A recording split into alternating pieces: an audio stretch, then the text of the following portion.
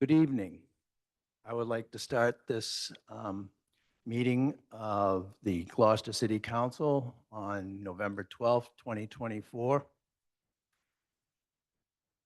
This meeting of the City Council is recorded on Zoom with a link that is posted on the agenda.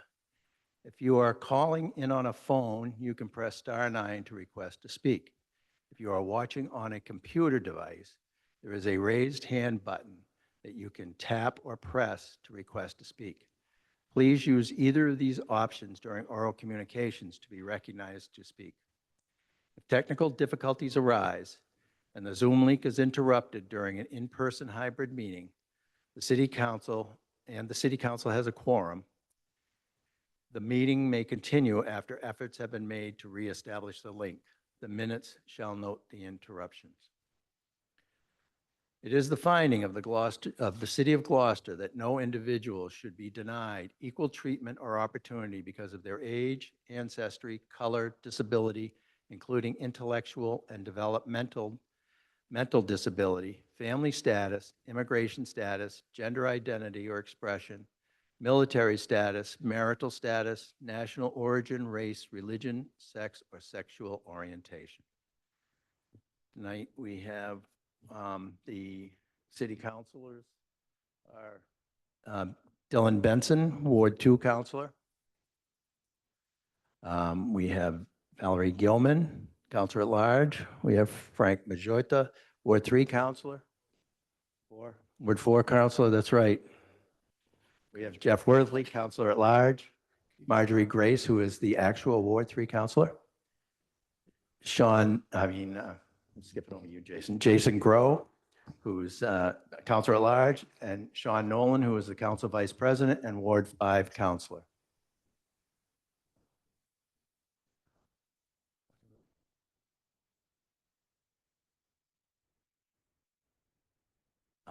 Yeah, I want to say we have, do you know who's online? Who we have? Okay, thanks. Okay. So we have in attendance, we have our city clerk, Grace Poirier. Then we have remote, we have Nancy Pappas, Tim Good. They're with the assessors department. Oh, and Gary Johnstone. Connor McCorkle, the CFO, Jill Cahill, the CAO. Okay. And we have Dana Martin, the engineer, in person. Sorry about that. We're busy gabbing and not getting ready here.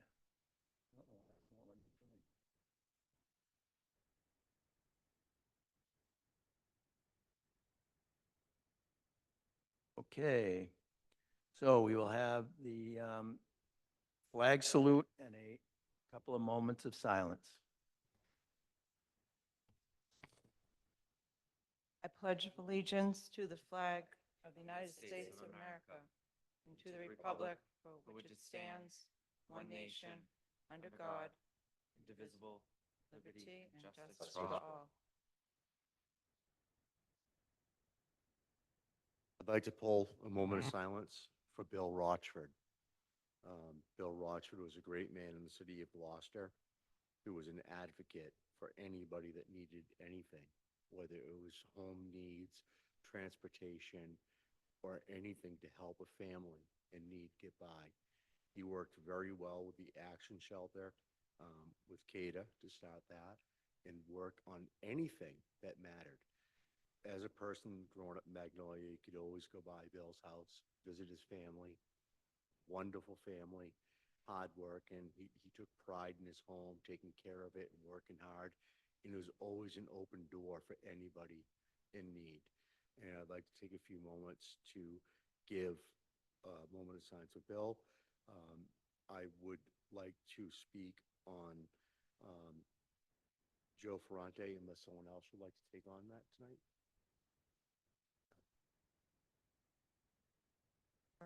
So Joe Ferrante was obviously the dad of our state rep, Ann Margaret Ferrante. He was a fisherman. He loved our city. He was always willing to talk about his experiences in the fishing industry, and he loved his daughter. And he passed away, and he'll always be remembered as a wonderful man with a great spirit who, again, did so much for the city. So moment of silence in addition for Joe Ferrante.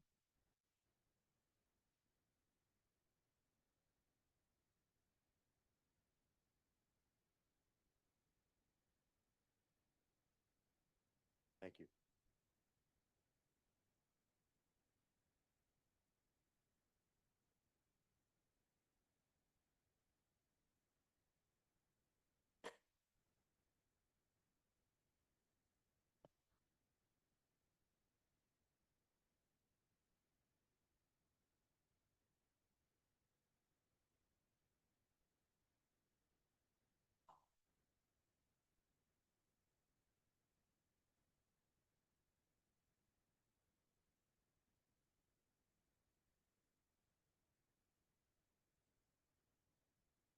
All right, and now we will have oral communications.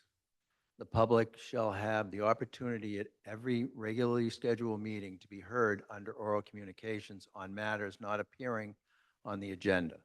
Oral communication shall allow any resident and/or property owner and/or business owner who has a request or complaint of any nature relative to city business to appear before the council, make their statement without debate, and the council will refer matters to the office of the mayor.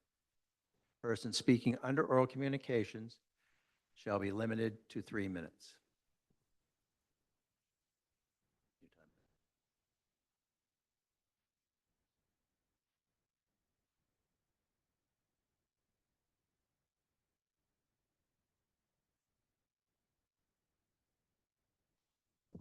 Hello? Oh, it's on. Okay, great. Thank you. Hi, my name is Catherine Goodick. A lot of you know me. I live at 10 Dogtown Road. I'm a lifelong Gloucester resident, and my husband and I have built our home up on Dogtown Road, and we've been living there about 30 years.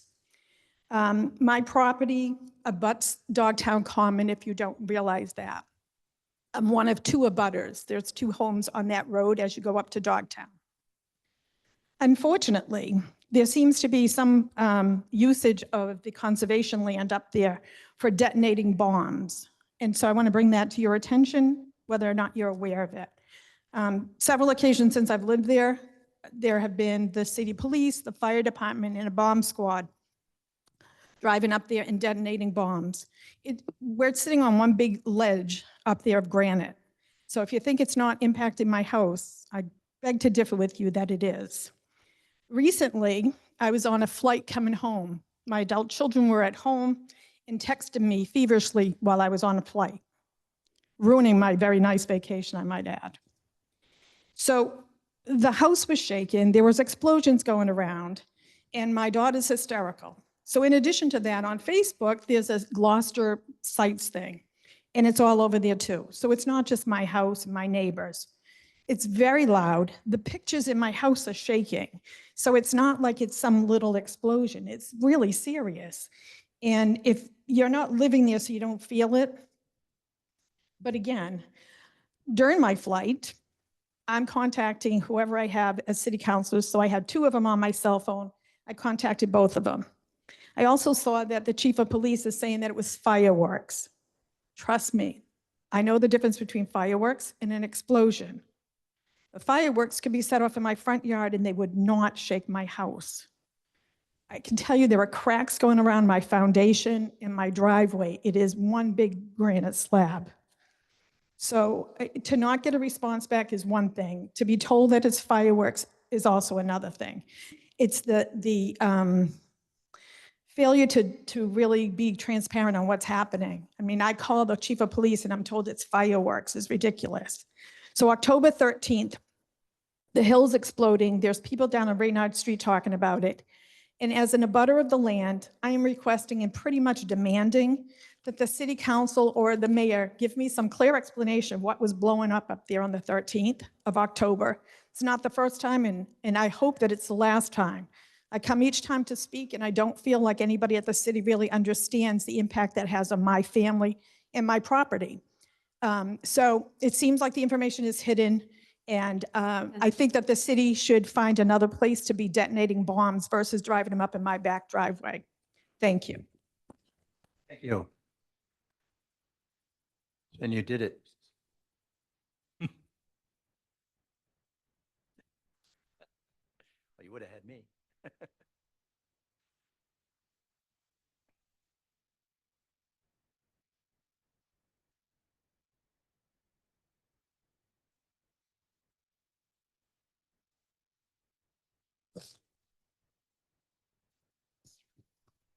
You know the drill.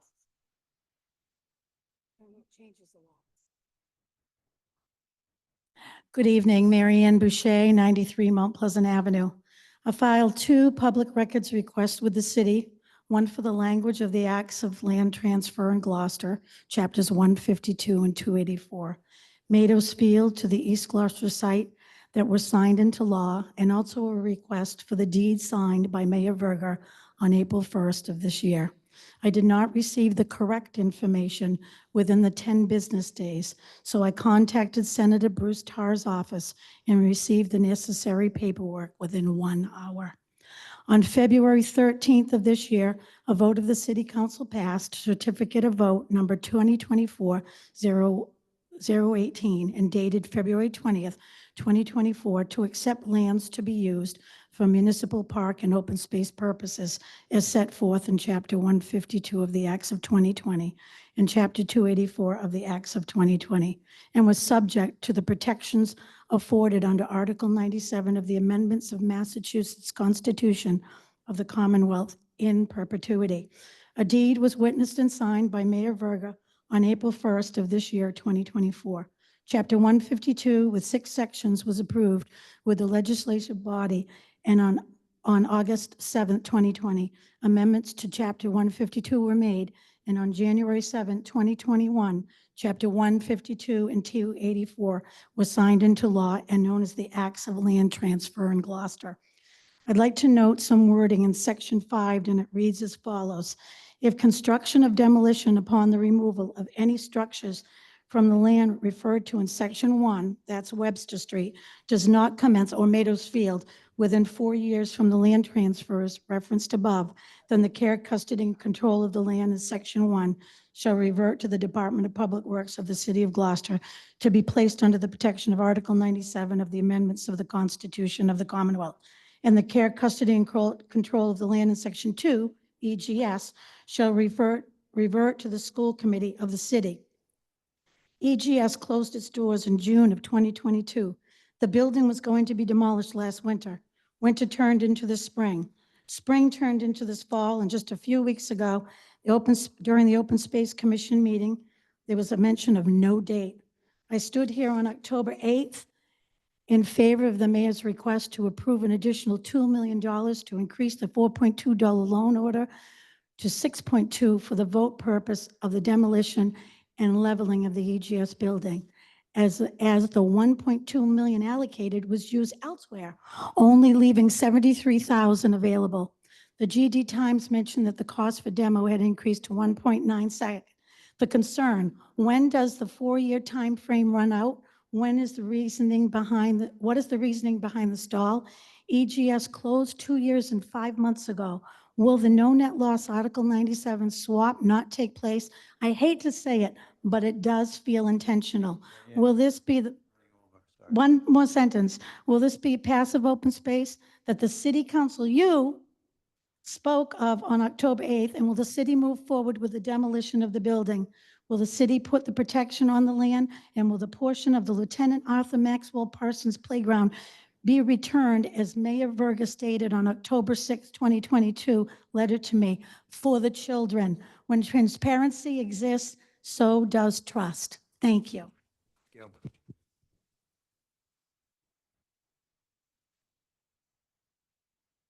Name and record for the, name and address for the record, sorry. Handheld. Nope, you shut it off. Joshua Fishburne, 17 Beacon Street, Ward 3. I appreciate and value your civic leadership and your time. I want you to remember that there's a amazing teacher strike going on in our city. It's not on the agenda tonight. It should be. The relevance of teachers' concerns and paraprofessionals are meaningful to our entire city. I would like you to remember the tenor and general sentiments of support for the concerns and living wages of our essential workers in the schools, paraprofessionals, teachers, people who every single day are in charge of the living welfare of our children. Whatever the opportunity, whatever the public forum, please acknowledge and express positive affirmation for the educators and paraprofessionals in our schools. This includes supporting them in their efforts to attain contracts and a living wage. As a parent of 3 children in the Gloucester Public School System for 16 years, I ask the council and the mayor to support the demands of paraprofessionals for an increase in wages. Thank you. Thank you.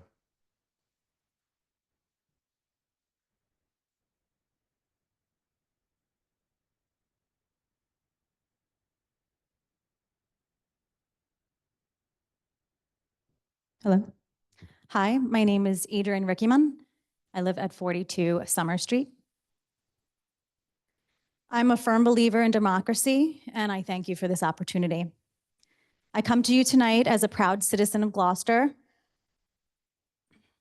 a proud mother of 2 children in the Gloucester Public School System, and as a proud teacher at West Parish School. The last time I was up here addressing the City Council, I was fighting for my job as a first-year teacher when my position was to be cut mid-year. That was in 2003. Now I am up here 21 years later. I was hoping to never have to stand up here again, yet here I am. Teachers are creative by nature. We are met with complex issues every day. We ask to do so much with so very little. This has been a trend, and it has only intensified in the last few years. We cannot operate this way and should not be asked to do so.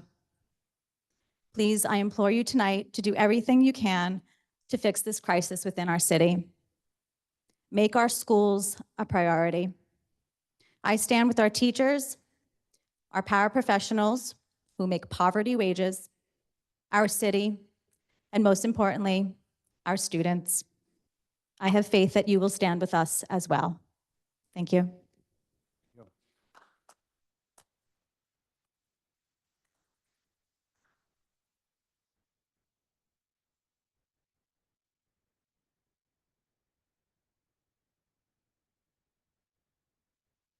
Michelle Genovese, 22 Bloomin' Ave. I am one of those paraprofessionals that makes poverty wages. I have to work a second job in order to keep a roof over my head. There are many, many women in my union that do the same thing. They work the after-school program. They work tirelessly so that they can make ends meet. I don't feel as though any of my union siblings should have to choose between a meal and a roof over their head. We are out there making sure that the community that we live in has people to continue to run it. And yet the people that are running it are not helping us. I ask of you, the school committee, to speak with the school committee, reach out to them if you can, and help us stop this. These kids need to be back in their classrooms with us. We want to be back in the classrooms with them. Every day that we're with them, we worry about them, and we worry about them even more. Help us get back in the classrooms. Thank you.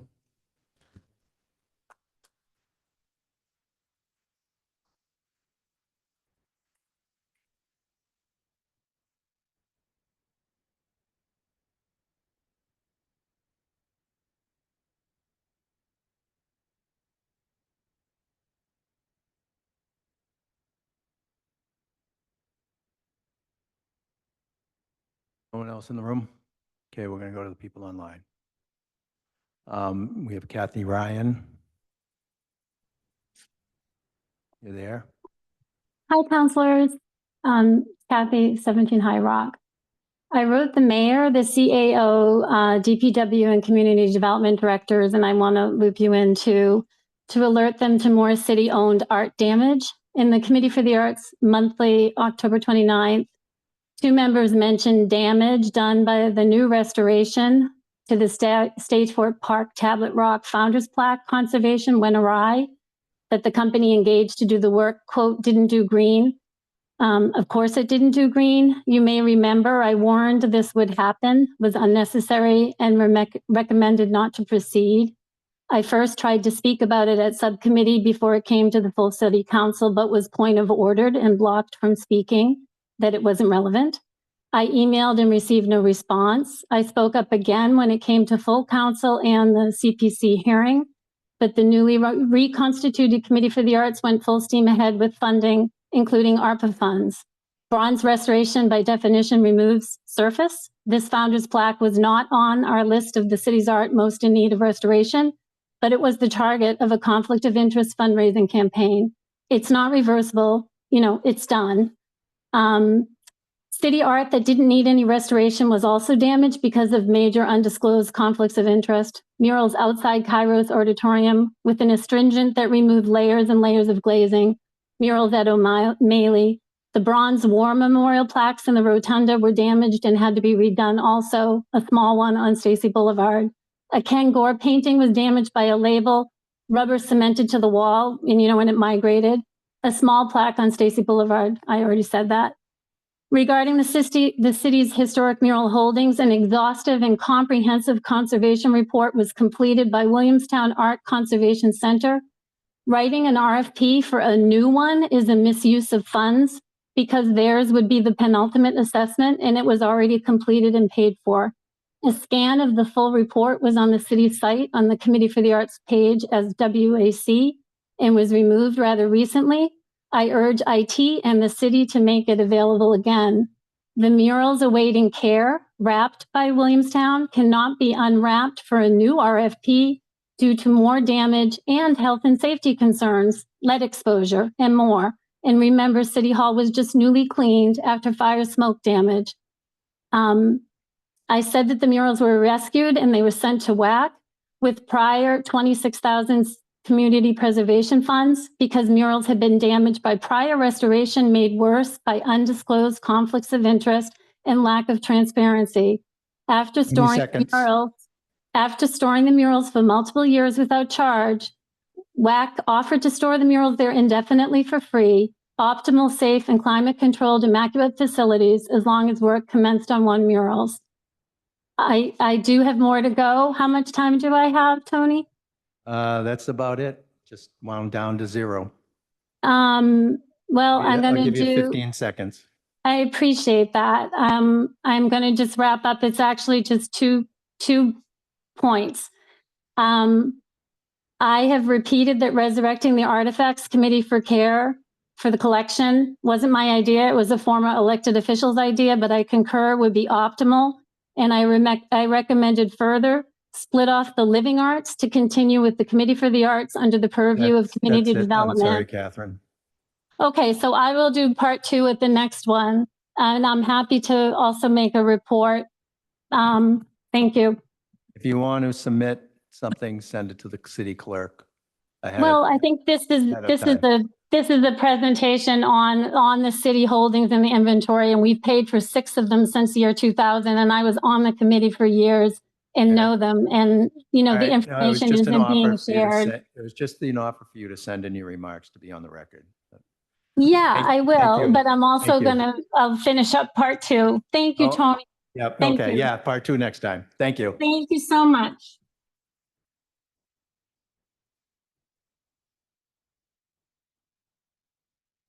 Pam Steele.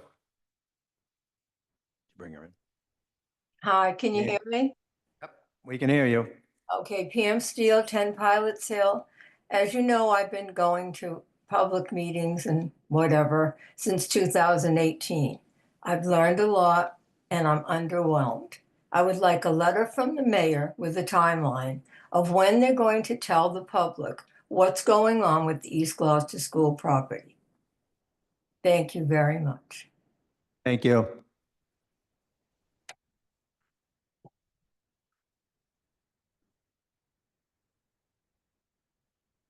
Seeing no more hands, what's the next order of business, Madam Clerk?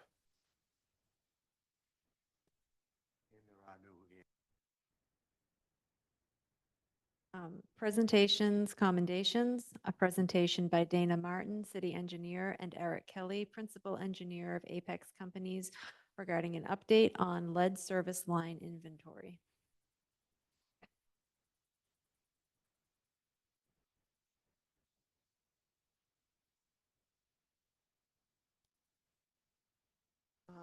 I don't know. How can she share her slides? Oh. Just you can share via Zoom. Like a way to present on. Oh, I have to join the meeting. Yeah, as a panelist.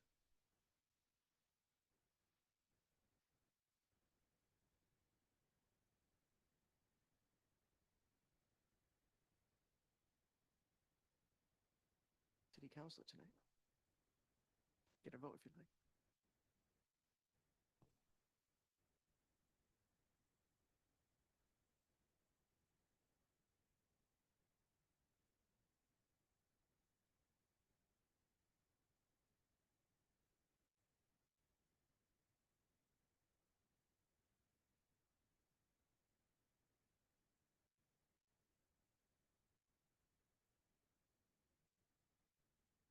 This is super. I can talk while I get this launched. I just have a visual I'd like to share.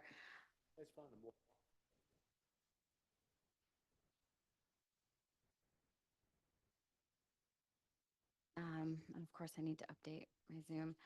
I'm Dana Martin, City Engineer for City of Gloucester, joined today by Eric Kelly, our consultant from Apex Engineering. We're here to talk about a recent inventory we did for our water service lines as part of our drinking water distribution system. This is all part of the lead and copper rule, which is an EPA regulation the city is complying with. It required all public water suppliers in the country to develop a comprehensive inventory of water service materials. What I'm really hoping to share is a diagram showing what a water service is, because I think it's helpful to have a visual. We'll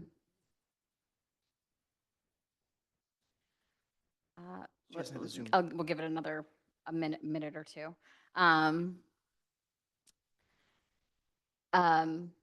As part of our inventory, which was submitted to the regulators last month, notification will be going out to water customers who've been identified as having either a lead water service, a galvanized water service, or unknown material of their water service. So in advance of these letters going out, we were just hoping to brief folks on the communication that they'll be receiving and helping them kind of understand that information a little bit better. Great, it looks like I'm here.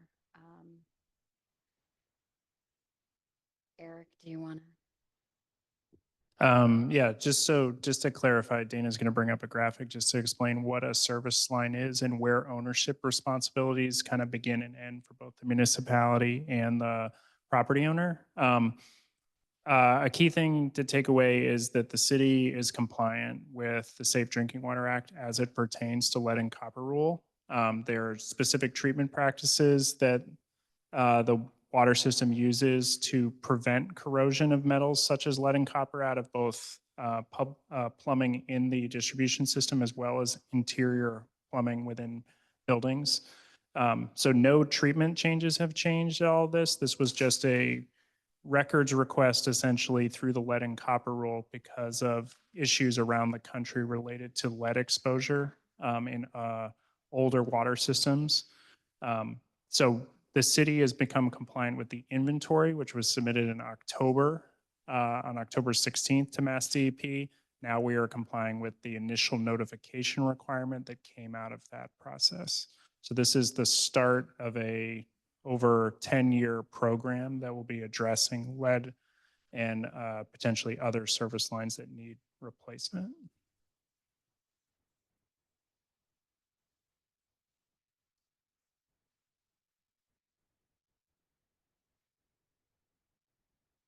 I'll keep, so in just terms of overall numbers, the city has a total of 13,437 service lines. So we looked at all the existing records we could get available to us made through the city. From that number, we had a total of 12 that identified as at least partially lead, 636 that have galvanized metal, which is the reason why EPA is looking at that is that historically those tended to be connected to lead once upon a time. So they're kind of a suspect material, if you will. And then we had 4,639 services where we do not have a record of a material, which I will say we're doing this work for about 24 communities in Massachusetts. The ratio of unknowns being that around 40%, give or take, is not uncommon because a lot of times that is a record of what is on the customer's side. There's a lot of good records on the public side, which is what the city would own, but oftentimes that record was not recorded. You know, some of these service lines go back to the early 1900s. So I'm going to turn it over to Dana just so she can explain the graphic and some of the other stuff. I think this works. Okay. Thank you. All right. So I'm hoping this helps folks a little bit understand what we're talking about. So the water that we all enjoy comes from our surface water reservoirs. It's important to note that lead does not come from your source water. It also isn't in the water as it leaves the plant. Really, your exposure to lead, if it's coming from drinking water, is from piping or plumbing within your home. So your drinking water travels through the city underground in water mains, and from water mains, which are for the majority in your street, it reaches your house from what's called a water service. A water service refers to the whole pipeline from your water main in the street. It crosses your property line. There's a fitting right at the property line that's called a water shutoff or curb stop, and then continues underground where it enters your home. That's where your water meter is, in your basement. The city of Gloucester owns and maintains the water service from the water main to the property line, that shutoff valve, and the rest of it is customer owned or owned by the property owner.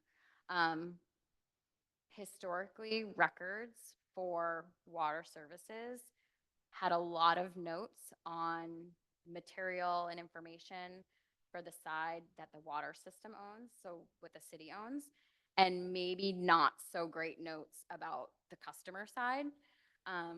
So as part of the inventory, if we had records on the material for what the city owns, but no note on the material on the customer side, well, now we consider your service unknown.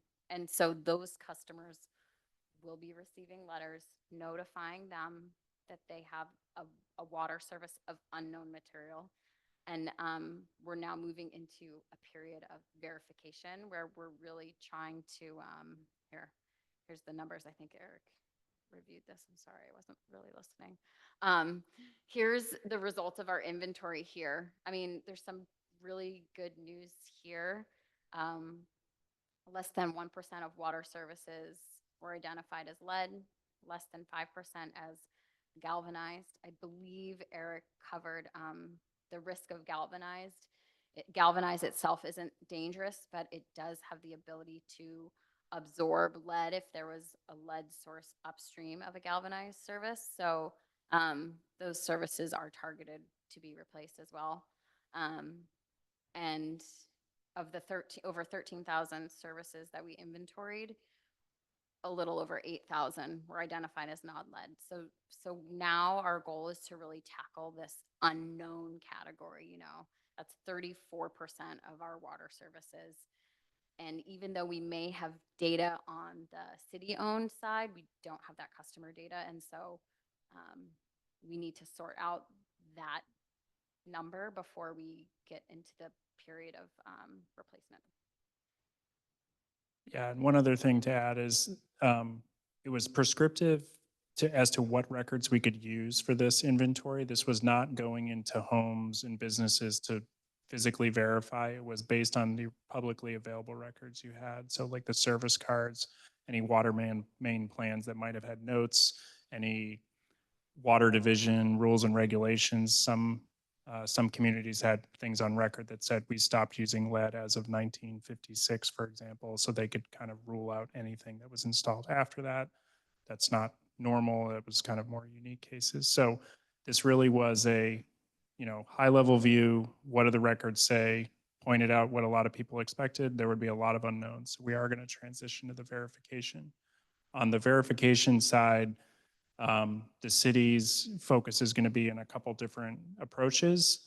Either the water division has frequent need to be in properties for water meter changeouts, service calls, things like that. Those will be utilized to build out the inventory further.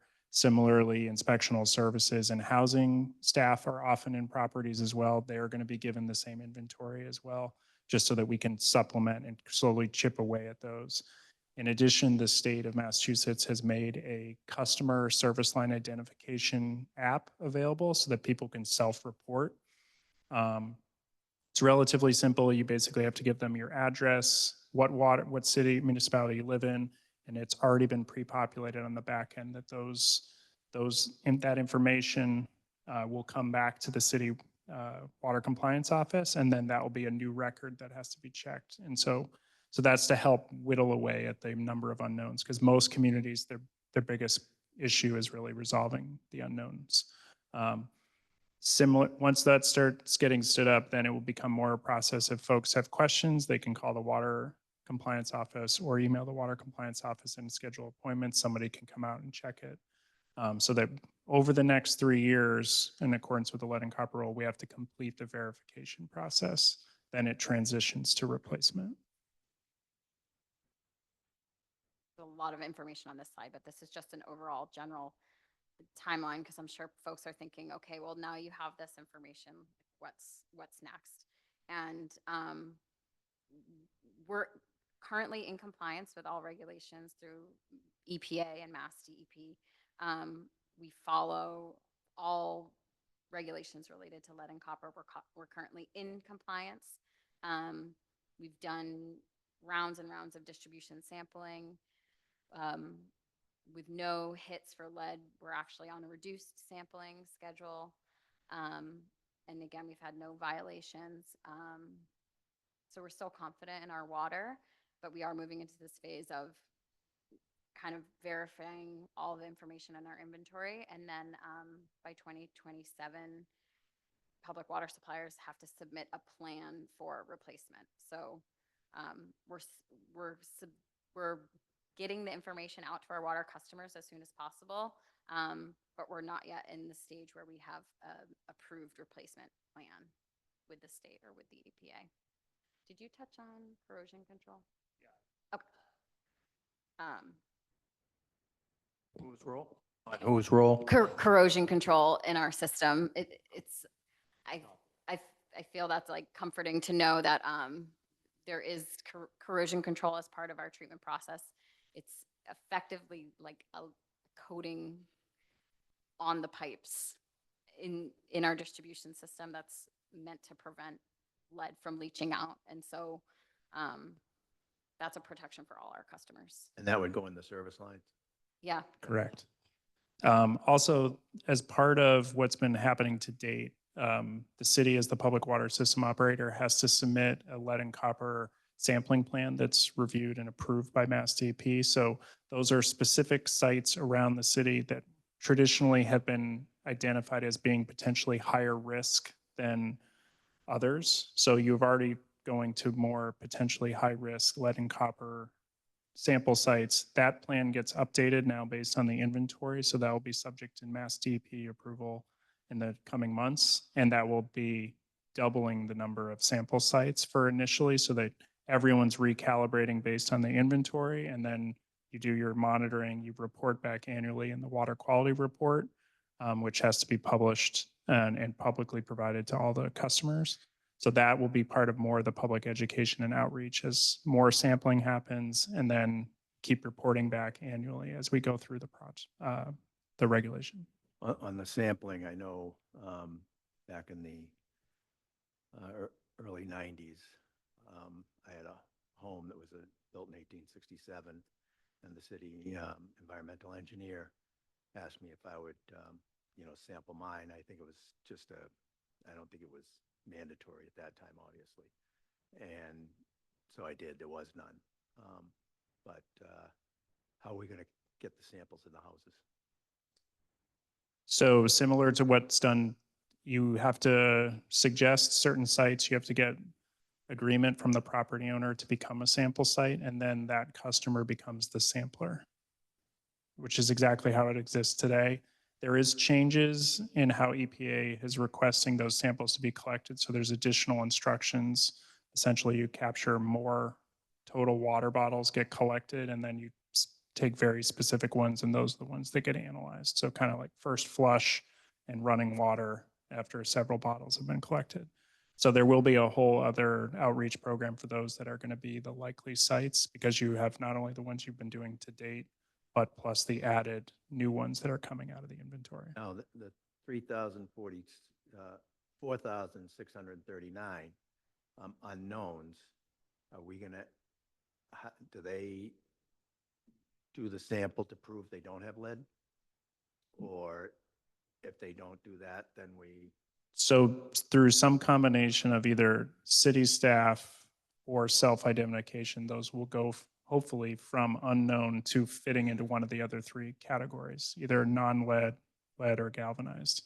So that's the initial push for the next 3 years, is to reduce the number of unknowns. And as you track that moving forward, you can come up with alternative programs to try and accelerate that process. But the initial push is going to be through city staff, through routine scheduled visits, called in appointments, or self-identification by the customers. Can we put the timeline up again? Sorry.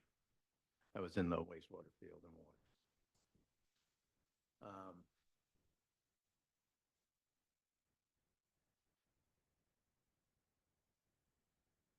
So this has to be completed by 2037, but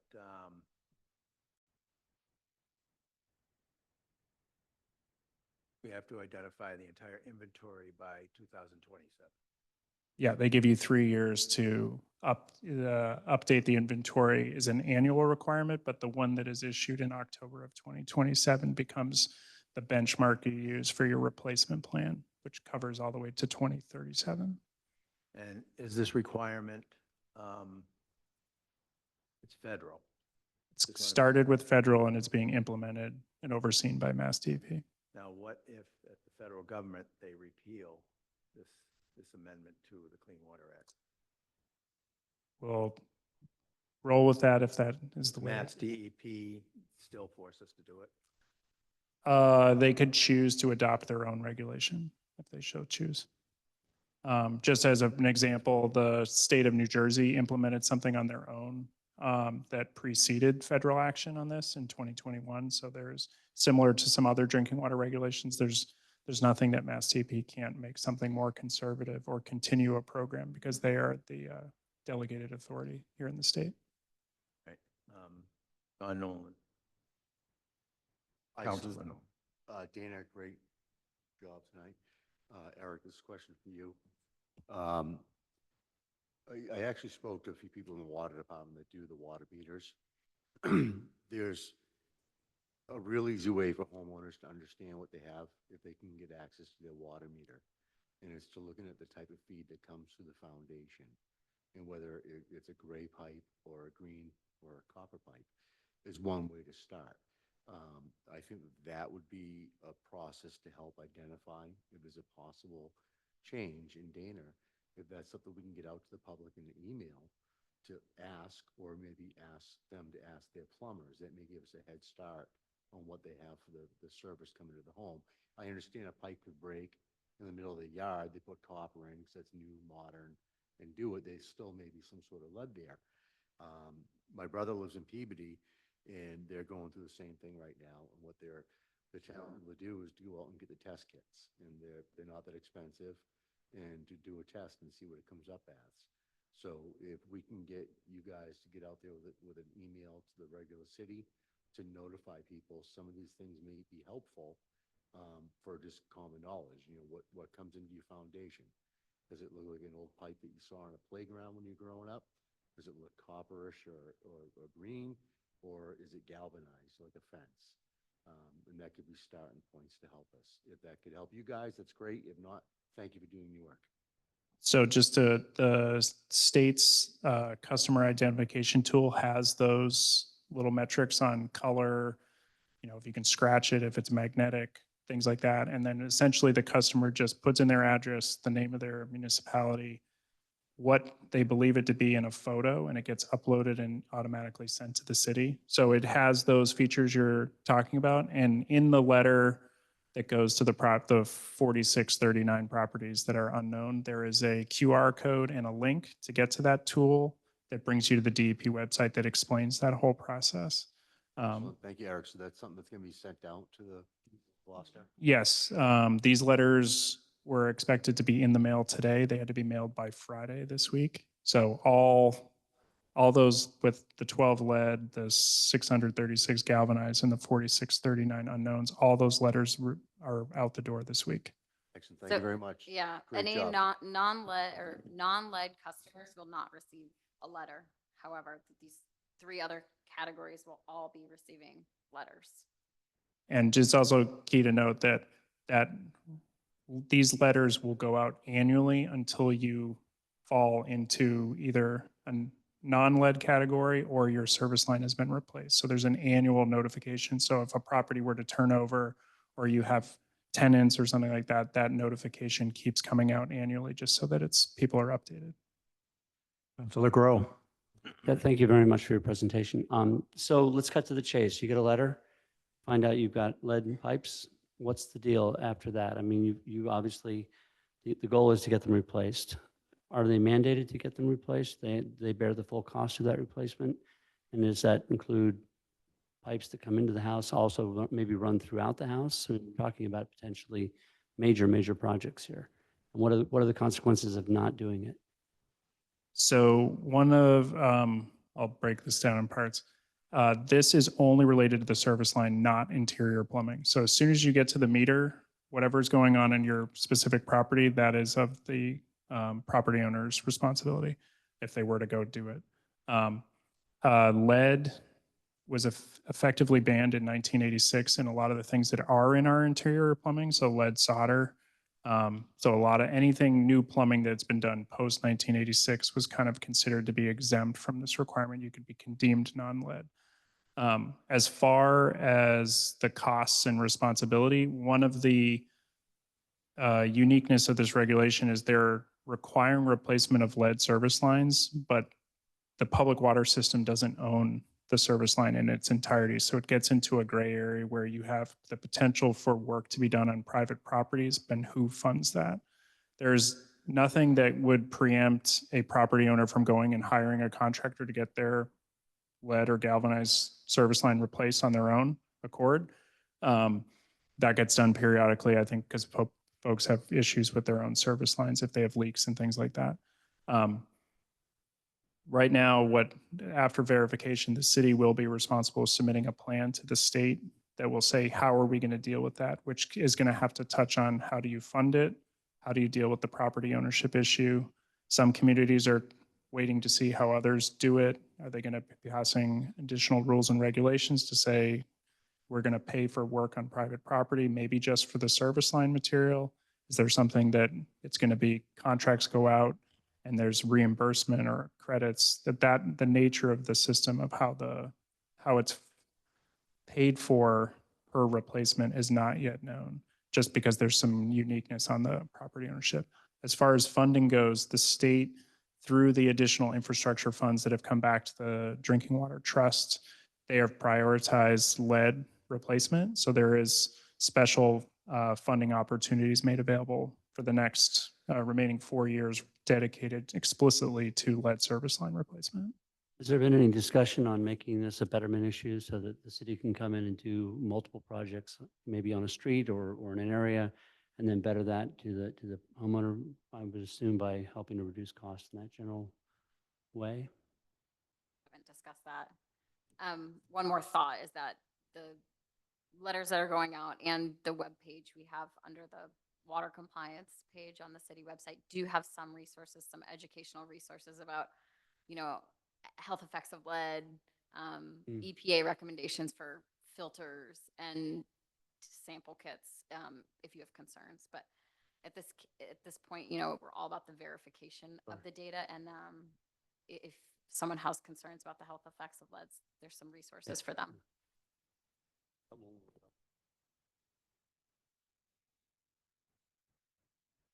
Mr. President, thank you, Dana and Eric, for your presentation. Very helpful. I've got a number of questions. Do we know the area of the city where we don't have the information, the unknowns? Is it concentrated in a certain area, or is it spread equally through the city? We're in the process of getting all this updated to the city's GIS program so we can see and look for any geographic. Generally speaking, we did a lot of cross-referencing with assessor's records, which has information about original construction, any major rehab. So we also tried to, anything that had been, no longer existed or it showed that it was new construction post 1986, that goes into the non-lead category. So we did do that, but Was it which category? non-lead if you're post 1986. Thank you. So we haven't done it in great detail. We do have the inventory. It's available through Dana's office where you can go and look at your address and call up or email, and we can tell you what you are if the letter hasn't arrived yet or it's delayed due to mail service, what have you. That information is available at the address scale. We are going to be moving it over to GIS, at least for internal, and then there will be a way to see it so you can say, oh, I looked at my property and like that. That's something that we have to just now bring it to the GIS environment. The reason why I ask is I think it would be helpful, especially if a ward counselor knew there's a concentration in their ward, that maybe we could also be helpful as city councilors to help focus on if there's a certain area. And it sounds like older homes would be more likely to be subject to this. So, but either way, I just want to get that out there as an idea.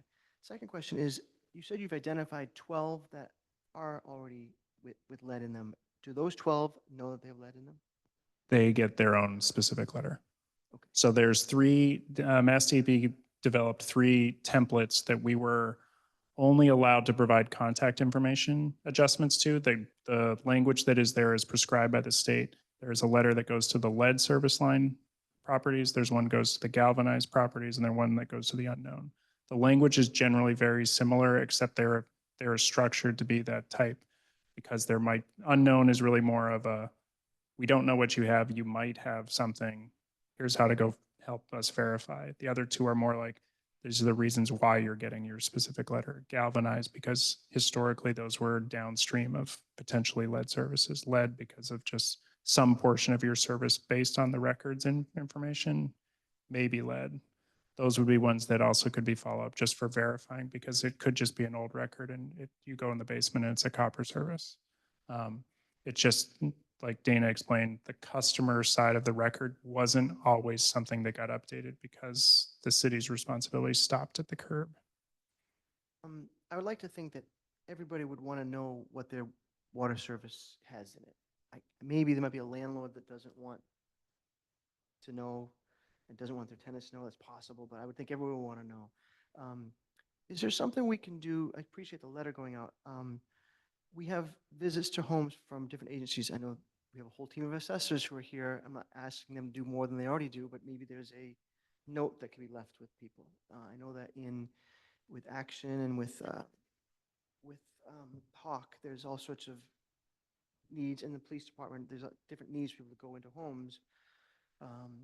Is there a way to sort of cross-pollinate if people are going into homes already to leave a note that says this is important and here's how you get it tested, for example? Are we doing that now, and can we do that? Right now, we had a meeting just last week with inspectional services and housing. So they, in addition to the water division, are often in homes for different reasons. They are going to be given the same information so they can update, just because it's another touch point. That could be expanded to other folks in departments that actually have more interaction as well. It's just very basic information, so it would follow very similar to the customer identification tool. More questions, if I may? Councilor Nolan, then we'll get back to you. Thank you. So Eric, you brought up one thing that really I think is important, and that was 1986, where they started looking into lead as being a main culprit in some issues. My house was built in 1986. The lead was not part of the solder. It was something that came in that area, but you were sensitive to it. And if people understand that, 86 is still young in a home. So it's very important for people to understand to have this checked. And I think what you're getting at is it will be checked, and there's ways of doing it without being expensive or inconvenienced by people entering your home. So you guys are doing a great job, and I want to thank you again.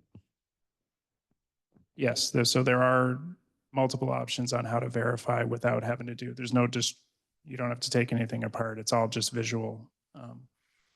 One other thing that you touched on was, so these letters are going to both the physical property owner and the property. So that for those that are rental properties or the owners are at a different address, there is an attempt to get to both the physical address and the owner's address if they differ. So there is some expectation that, like you said, there is going to be instances where a letter should have been in the public hallway of, or in the hallway of a multi-unit. That onus is on the property owner, but there are letters going to physical address in addition to owner's address to try and address that, because the water department may not know the number of units because there's a single service, not necessarily knowing that there's 6 units in the building. So again, that speaks to the departmental support, because some other departments may know that. Councilor Grow. Very quickly, will there be a public database available, and will there be an opportunity to translate this into multiple languages so that people who live in the community that don't speak English as a major, as their primary language, Italian, Spanish, Portuguese, whatever, have access to this information as well? And also, these letters are coming out next week. I imagine that everyone on this council is going to be getting calls from this. Where do we direct them to calm nerves? We don't want any hair on fire. This is obviously an urgent situation, but it's not like. Yeah. So the database is currently available through Dana's office at the water compliance. So you can, the contact information is up on the screen, both phone and the email address that goes to the main office. Plans to make it visible through either GIS, through the public GIS data like we were talking about, and also providing a more search-friendly version. I mean, it's a big spreadsheet, basically. Finding a way that it might be accessible through the city's website is another next step, just so that folks can go and search by street. As far as language, that would just come down to just getting it to the right resources, because the letters themselves are 2 to 3 pages long. So there's a decent amount of text, just in terms of like wanting to make sure that it's relatable. The state did not provide any templates in alternate languages, unfortunately. Councilor Worthley. Thank you. Just a couple more. I appreciated Councilor Groh's question about multiple languages. It's on my list. We have people who could translate if necessary. So I think we should probably consider that in some regard, because there are people who won't know, even if they get a letter in English, they won't know. I know and I am not the real estate expert in the room here. I know we see a couple people in the assessor's office, and Ruth Pino's here, but when there's lead paint, there's notifications, you can't sell your house with lead paint. Is there some tests? Because as properties are sold, that may be another mechanism to trigger the testing or the Council, this is reporting. about water, not paint. So let's I stay know on it's about- topic, please, because that's not their.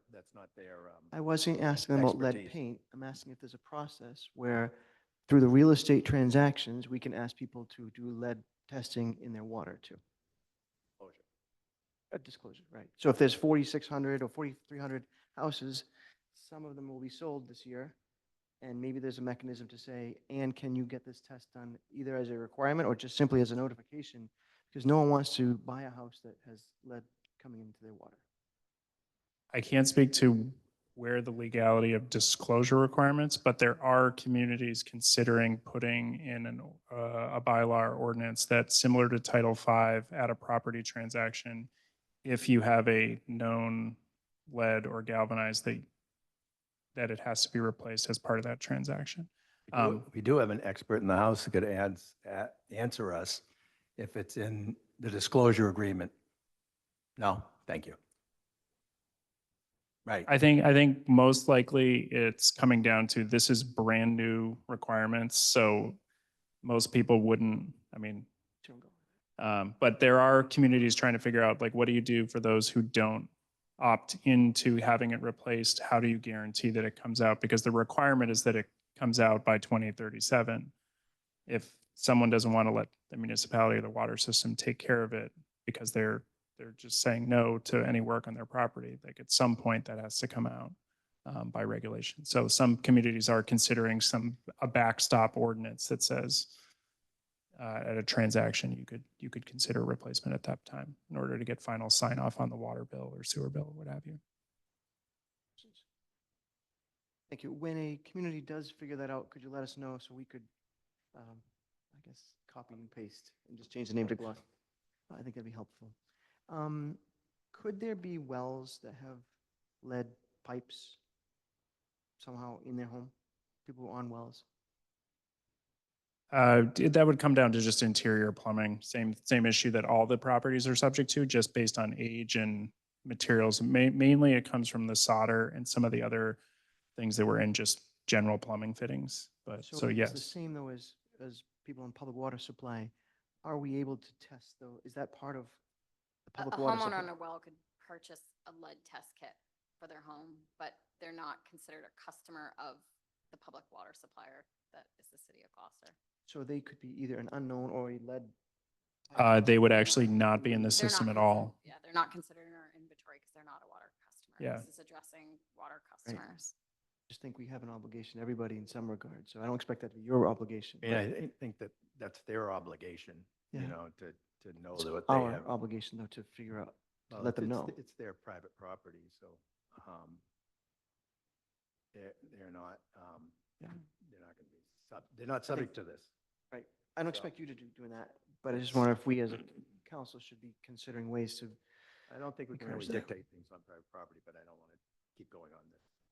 public health. I Okay, understand. anyway, I'm done. Thank you.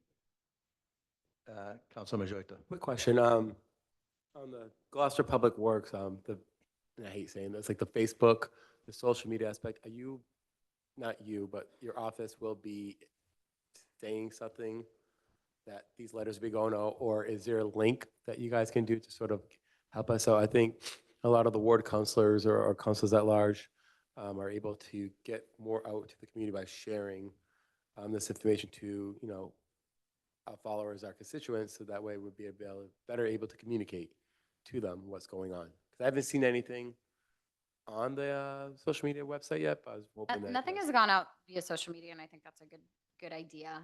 We'll probably do that after the letters are being received. But the link right here is to the water compliance webpage on the city website. We've got resources there. I haven't done it yet, but I'm going to upload copies of the letters so that if folks are receiving them and they're wondering, like, what is this? Is this a legitimate notification? Here's a copy of what we sent out. You can verify that, yes, this was sent from us. And that's got a frequently asked questions document. It's got links to education through EPA. So that's where we'd like to direct folks is. Okay, if possible, my only suggestion is if we can get that possibly before the letters, or if you can time it so people will be like, okay, if I get this letter, this is what I can do, sort of like, so we're not like reacting. They could be, okay, I already got this information from my counselor. I got the letter, this is what I'm gonna do, so they're not surprised in sort of what to do or something, or calling us. We're sort of like trying to be like 2 steps ahead of them. Like, hey, you can get this letter. This is what the steps are based on what you guys have already said. We're just gonna try to share it with them, if possible. Yeah, the letter does have the link to our website with all the resources. I can work on the social media. That's like a small aspect. snippet so we can Yeah. just send it. I know that you're busy. Snippet. I will say we also included a supplemental letter that the state allowed us to put in, which tries to boil it down into more of kind of like initial questions and concerns, which I would say the DEP letters don't really speak to because they're more from the causing concern through what some of the language they're using. We did put one in that kind of walks through some things, very basic. So those are included in each of as a supplemental letter to each of those getting notified. Dana, have we seen the entire presentation? Because there may be. Yeah, this is it. Okay. All right. Oh, Counselor Gilman? Just a quick thought on communication. If you reach out to Ethan Foreman, it might be nice to get something on this topic in the newspaper, because we still have a fairly good base of folks. He that- has been engaged. Great, great. Thank you so much to both of you.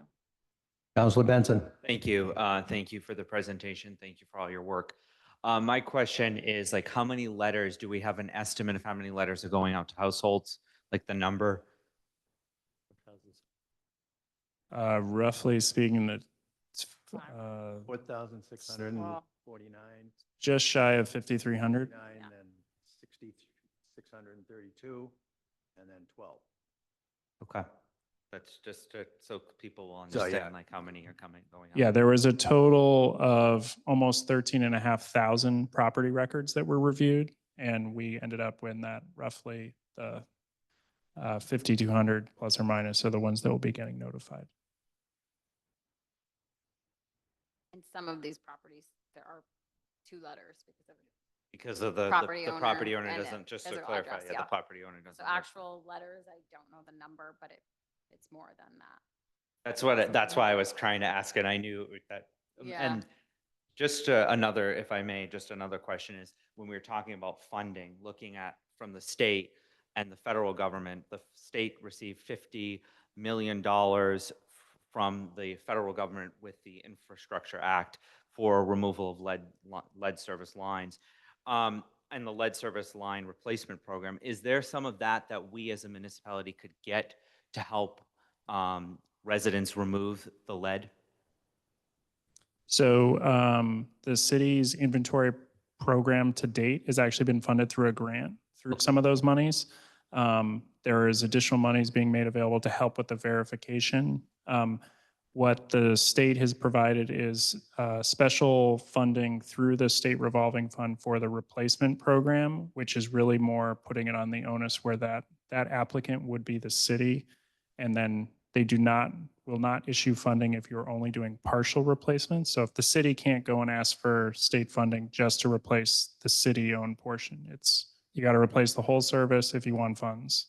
So that is one of the strings that is attached. The first projects that are getting funded through those additional infrastructure dollars for lead service line replacement started in last year's program and will be continuing with this past summer's applications. I'm sure saw an increase in the number of communities seeking to get replacement funds. Okay. Just from my understanding, you would have to have the whole thing replaced to get the funding. It wouldn't be just the city side here. Correct.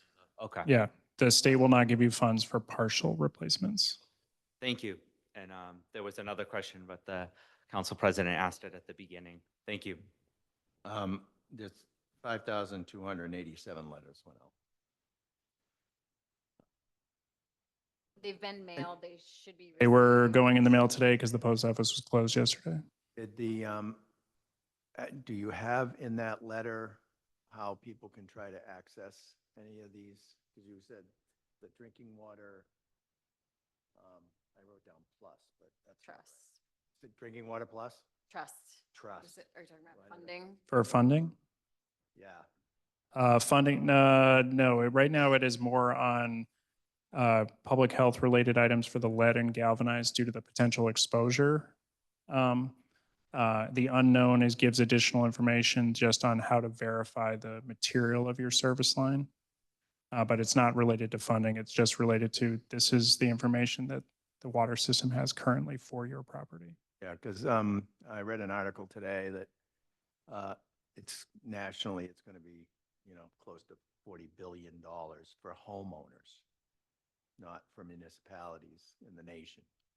So it's going to be putting a considerable burden on people who really can't shoulder the burden anymore. And we need to figure out some way to try to get access since the state's making us do it. Did you send a cover letter? explaining that the city of Gloucester was not responsible for this? So there is a supplemental letter that touches on just like some of that FAQ style information and leads them to the same information. It does get into some of the nuance that there is a privately owned side of a service and a publicly owned side, which I'm sure a lot of folks don't understand, that there is a demarcation as to who does what, similar to, you run into the same thing with sewer laterals oftentimes. We know a lot about water lines in So, Gloucester. yeah, so it is mentioned as part of that. I think we can put up Dana's graphic on the website too, just so that it's clear where that line Yeah, of no, ownership is. really, my question was, was it included in there that this was not initiated by us? This was a federal. Yes, that state. is, yes. And all public water suppliers are doing this right now. So it's Right. going to be confusing and overwhelming. But we're not the only ones doing this, and everyone's kind of navigating these next steps together. It's- Right. Councilor Grow, did you have a question? I'm good. All right. Any more questions? Yep. Do we know predominantly what part of town these letters are going? Jeff to? asked that. Okay. So they We'll- don't, they don't yet. They don't yet. Okay. We'll look at the geographic distribution shortly. I think anecdotally, it's throughout.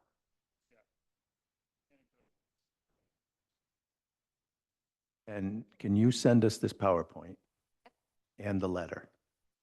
Well, All yeah, three All letters. 3 letters and the supplemental letter, Yeah, that would be great. Well, thank Great. yeah. By tomorrow.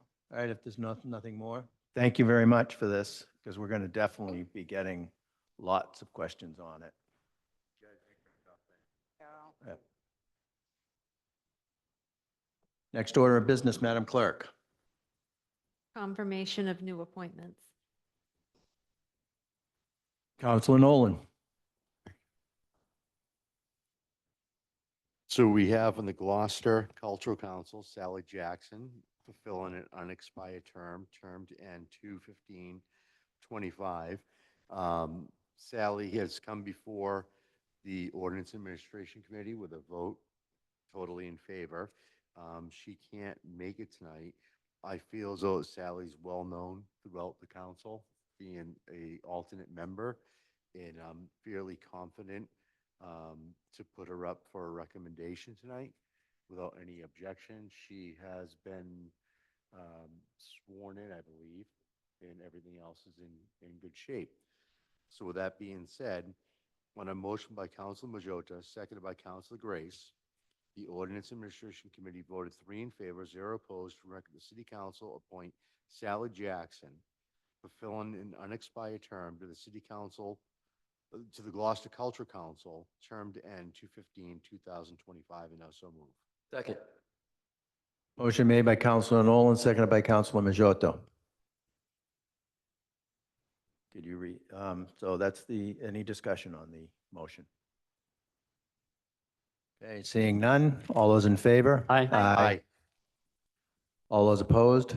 None. The ayes have it, 8-0, 1 absent. And next order of business, Madam Clerk. The consent agenda. Would anyone like to remove anything from the consent agenda? Yes. Okay, Councilor Grow. Number 1, under communications invitations, please. Okay. Anything else we want to remove? All right, we'll have a vote on the consent agenda, or I move that we adopt the consent So agenda. moved. Moved by Councilor Gilman. Second by Councilor Worthley. All those in favor, as without the number 1. All those in favor? Aye. Aye. Opposed? The ayes have it, 8-0, 1 absent. Councilor Grow. Yeah, this Human Rights Commission resolution would normally come back to us at the next city council meeting as the second appearance on the calendar. At the request of the HRC and also to coincide with Human Rights Day, I'm asking that it be continued to the first meeting in December, which would be December 10th, which is basically just the meeting after this. Second. Any discussion on the motion? Seeing none, all those in favor? Aye. Aye. Opposed? Yeah, seeing none, the ayes have it, 8-0, one absent. Next order of business, Madam Clerk. The November 7th Budget and Finance Standing Committee report. Okay. We had a whole bunch of contractual obligations that we just are fulfilling our financial obligation to that. It's a lower number than it was because there's several positions that we still haven't been able to fill. The job market out there is really, really hard. So I'd like to take these as a consent agenda. Oh, yeah, number one, sorry. Vote. Oh, yours too? We can do them all as one consent agenda. So there's the, Councilor Worthley, you want to make the motions? Sure, each of the motions? Or is it consent agenda? Oh, yeah, consent agenda, sorry, I don't know what, something wrong with me. This cold is killing me. Any discussion on the consent agenda for these items? Yep. I'd like if you could just read the little blurb for 1 and 2, just so the public is aware of what we're approving. We don't have to go Right. through the motion, we can Right. waive that. Yep. We have a memorandum from the city clerk requesting transfer of funds in order to pay for workers to staff the early voting period on Saturday, October 9th, Thursday, October 24th, from 4 to 6 p.m., Saturday, October 26th, and Thursday, October 31st, from 4 to 6 p.m. in the amount of $800. And this money is coming from the savings that we had by a position that was not available, that has not been filled. And the other one is a memorandum from the Chief Financial Officer to fund the GMA contract obligation and department head wage scale changes in the amount of $55,000. Discussion? Councilor Worthley. Yes, on the discussion, and this one is partly a question. Grace, the $800 is not the total cost for the early voting, that's the additional cost, correct? Correct. It's just for those days. I had originally planned on having staff the early voting for that, but it just got so crazy busy in our office that it wasn't going to work. So I needed to hire some more early voting workers to staff the 2 Saturdays and the Thursday afternoons. And if I could comment on the first part of that motion of the transfer for the funds for the GMMA contract. Hmm? Is it GMAA or GMMA? Gloucester Municipal Managers Association. So we had the mayor had requested the Budget and Finance Committee to put $125,000 into contingency fund in the mayor's line item budget, under the mayor's line item, sorry. And it was to negotiate in good faith and have the money set aside in advance of negotiations. That contract expired on September 1st and was renewed or settled on September 4th. And we are not spending as much partly because we haven't filled some of the positions. And so of the $125,000 set aside, we're asking to transfer $55,000 into individual line items in the budget to bring those contracts in compliance with the new settled contract. That makes sense. I can answer more questions on that if anybody has them. Okay, so I'd be supporting that. I think that this is the third transfer that we've approved regarding election costs. I believe, has there been 3? Yeah, it was. We had to do 3, the cost just kept going up. Unfortunately, we have this buffer because they've been having to work extra hard without having that person on staff or office that's staffed minimally anyway. All right, that's it. We need a motion to accept. So moved. Second. Motion made by Counselor Gilman, seconded by Counselor Worthley. All those in favor? Aye. Opposed? The motion passes 8-0 with one absence. Next order of business. November 4th, Ordinances and Administration Standing Committee Report. Microphone. There's no action tonight. We have info on our report. We do have coming up Gloucester Dakota Ordinance Chapter 2 Administration, Article 3, which is from Worthley, looking into the amount of buildings that may be built or may not be built if there is an overlay district, and that will be continued until December 2nd, 2024.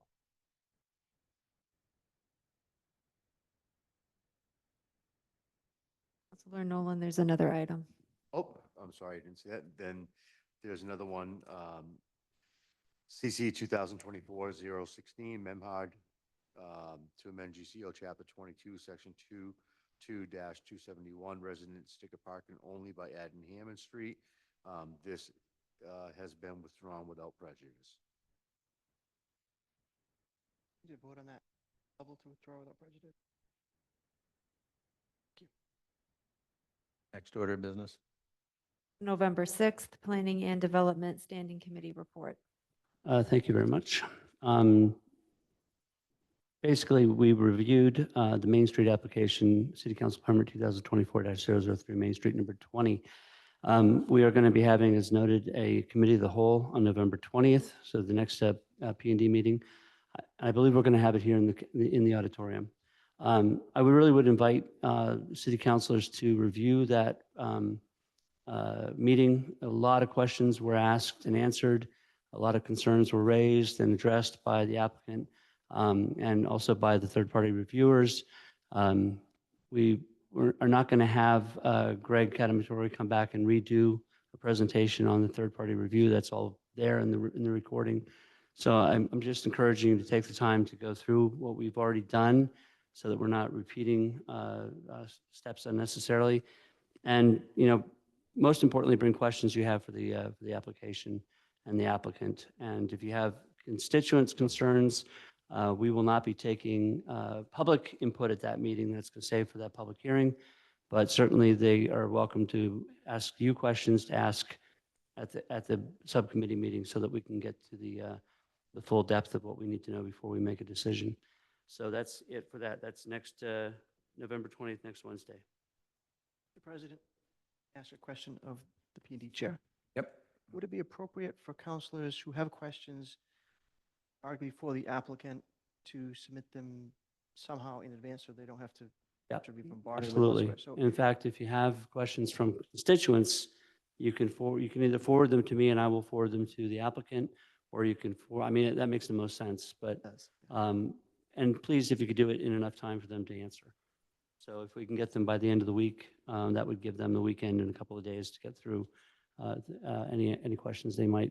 it might not mean that you need to email the answers, but they can be prepared to answer them at the meeting. Right. What they did before was that we had a full 2 pages of questions that were submitted to the applicant, who then submitted a copy of her answers back again, which we read through and explained.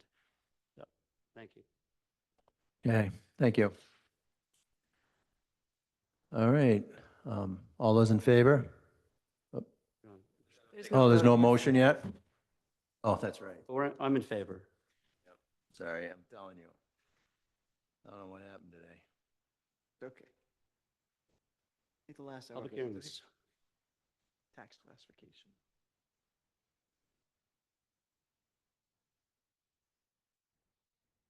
Done. There's no motion. Next order of business, Madam Clerk. Public hearing 2024, number 16, SCP 2024, number 3, the application of 20 Main LLC for the demolition and conversion of an office building to multifamily housing containing 24 units and a retail space at Main Street number 20, map 7, lot 94 in the CB district. So this matter is continued to finally a date that it will be before us is November 26, 2024. So it's an open public hearing as right now. Next is public hearing 2024, number 35, tax classification in accordance with Mass General Law, Chapter 40, Section 5, and GCO Chapter 2, Section 2-26, to determine the percentage of the local tax levy for the fiscal year 2025 to be borne by each class of real and personal property. And I will open the public hearing. Those who would like to speak in favor or give a presentation, I think is more what it will be.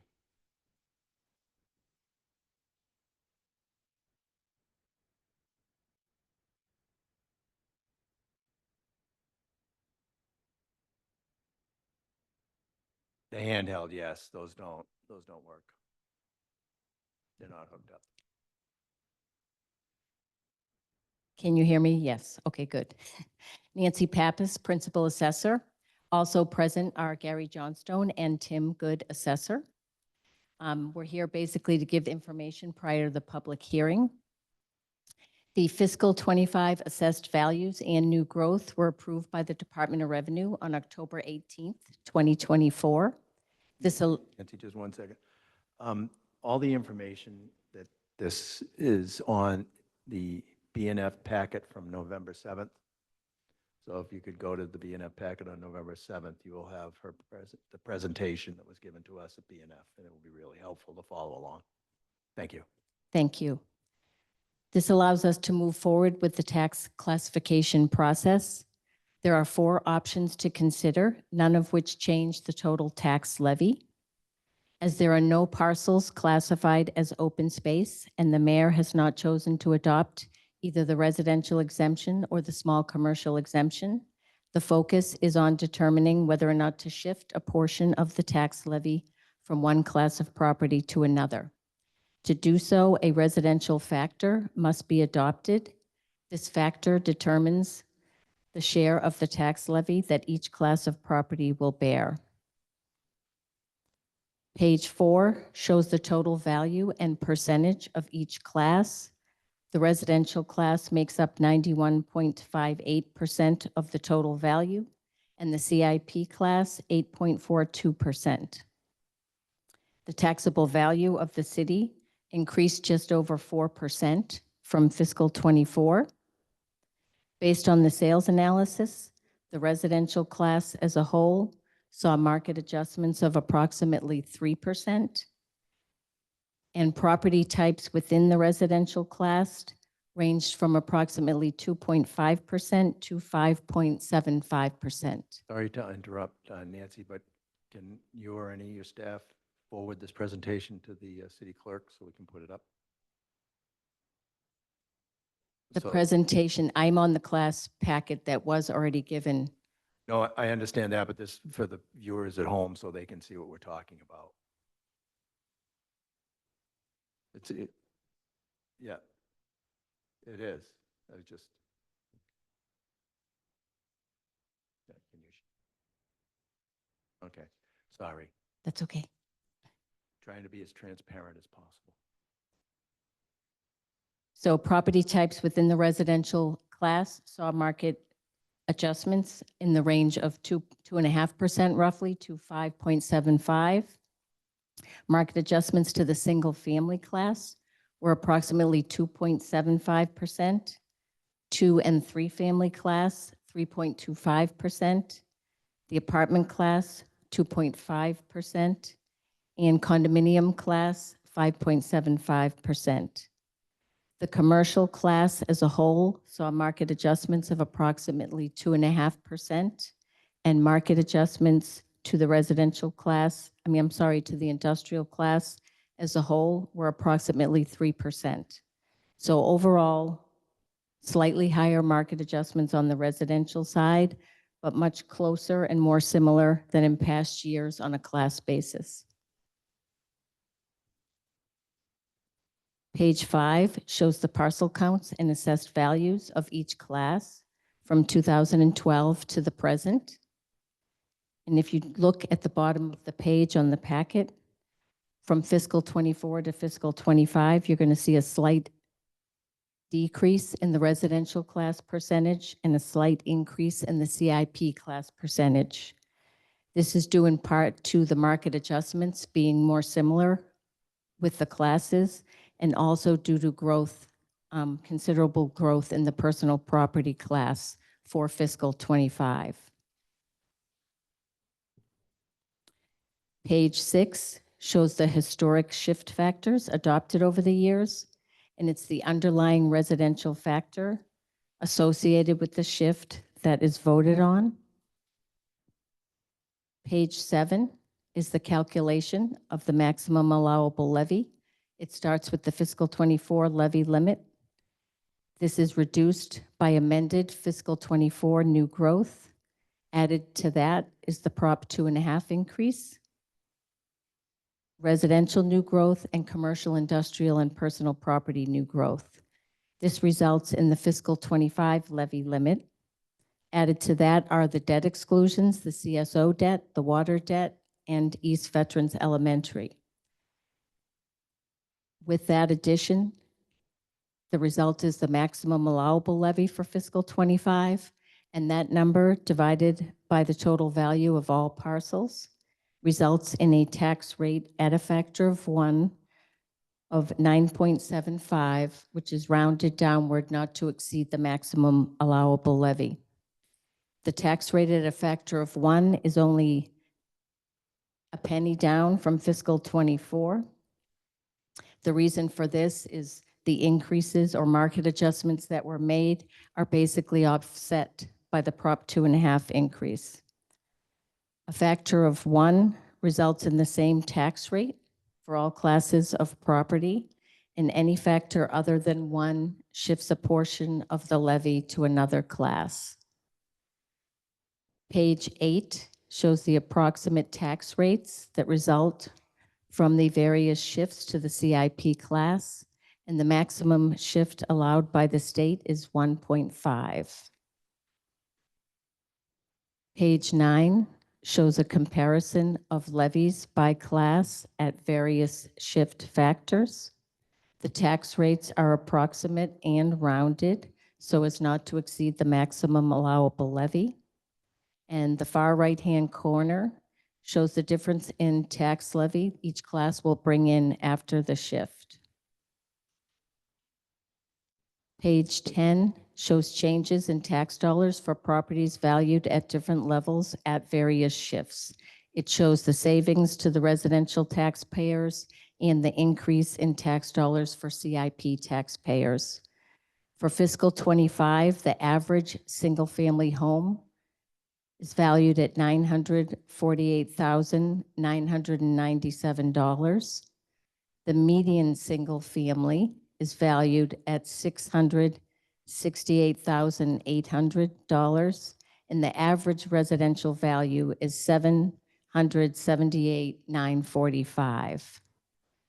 So in looking in the property value column of $750,000, if you were looking at a 1.03 shift, it would result in an annual savings to the residential taxpayer of $15, while the CIP taxpayer would pay an additional $217.50. The maximum shift of 1.5 is illustrated at the bottom of the page, and in that same column, there would be a savings to the residential taxpayer of $337.50, while the CIP taxpayer would pay an additional $3,660. The remainder of the packet explains the open space discount and the residential and small commercial exemptions, which are not viable options this year. As I indicated, both Gary and Tim are here. We'll do our best to answer any questions you might have. Thank you. Questions? Councilor Gilman. So, Oh, no, we're going to make a motion first, sorry. true. Oh, public hearing. yeah, Oh, yeah, what the public hell am I hearing. talking about? Sorry. Anyone else would like to speak in favor?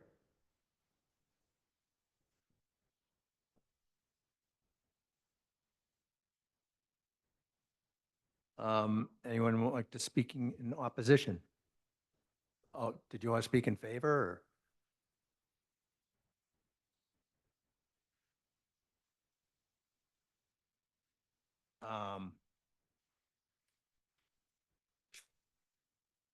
The recommendation is to adopt a residential tax factor of 99.997200 that equates to a CPI shift of 1.03. So it's the same as it is today, 1.03. So that's what we'll be voting on, and or dependent upon amendments. So, yep, go ahead, Steve.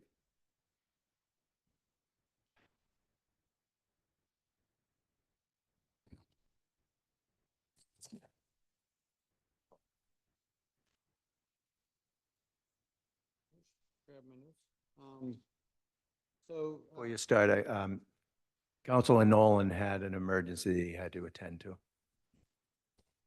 Hello, my name is Stephen Buckley. I live at 6 Puerto Drive in Gloucester, Mass. And I am the CEO of the Greater Cape Ann Chamber of Commerce. So I do feel that I offer a unique perspective, actually 3 perspectives. One as a homeowner and a taxpayer, one as the CEO of the Greater Cape Ann Chamber, but also I run a small business. So I look at it 3 different ways.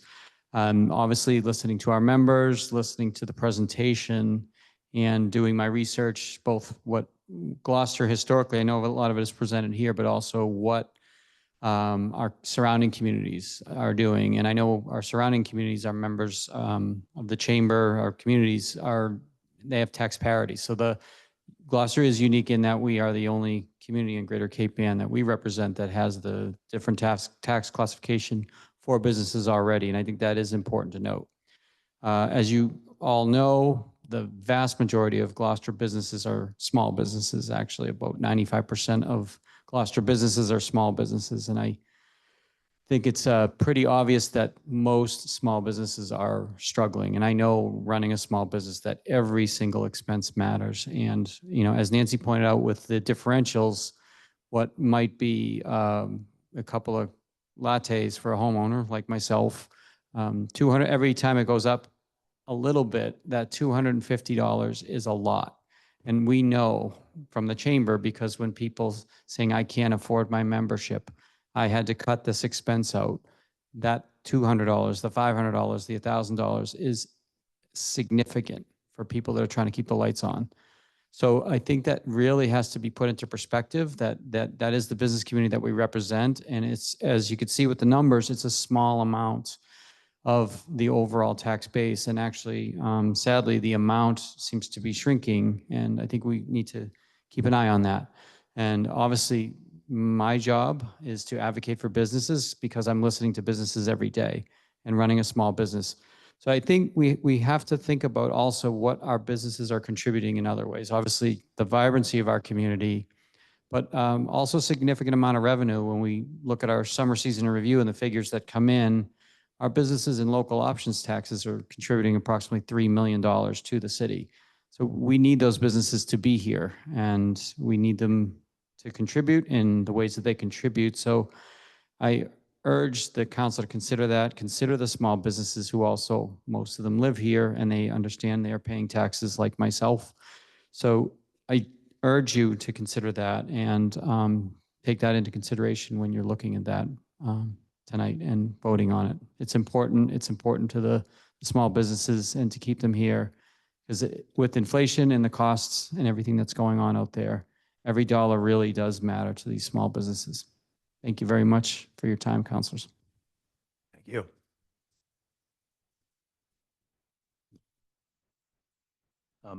We have to limit the next speakers to 3 minutes. No, you had the big, you did the big opposition time frame. I'll keep this short. My name is Tony Sapienza. I am owner of the Blue Shutters Beachside Inn, an accommodation on 1 Nautilus Road. I'm also a past president of the Chamber in 2020, current member of the Chamber's Board of Directors, and I'm chair of the Chamber's Tourism Council. I'm here to speak in support of business tax classification parity. Echo much of what Steve had to say. I feel that the shift that's being discussed is truly unfair to the business community and ill-advised for the city as a whole for a lot of the points that Steve made. As a homeowner, I can understand the desire to manage the tax burden for the little guy. But as one of the councilors pointed out in last week's meeting, the Gloucester businesses that are being asked to shoulder more of the tax burden are little guys as well. Local business owners who employ locals.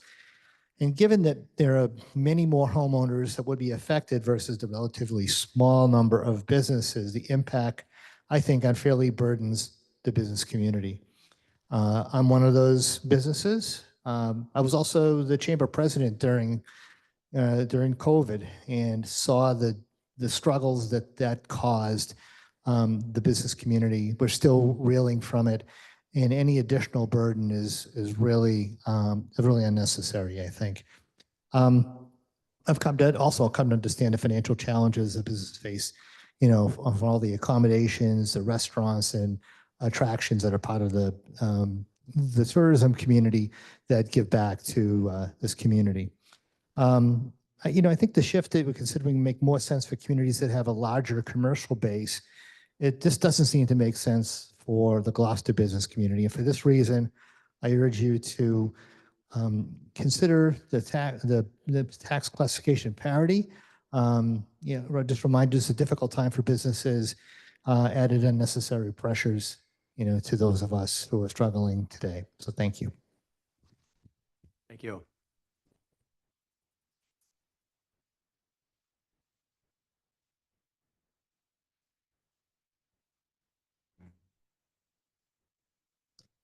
Hi, everyone. Thanks to all of you who came yesterday to the Vietnam Memorial Service. I'm Ruth Pino. I live at 82 Wheeler Street, and I was a past president of the chamber. But on page 5, that's what I always like for you to really pay attention to and see the differential between residential and commercial. So try not to think about personal property. Just look at the commercial, industrial, and see over time how short it's become. And we have to protect our small businesses. So where our kids go to work, it's who donates gift cards to everything that happens. They support our community. We need to support them. Thank you. Thank you, Ruth.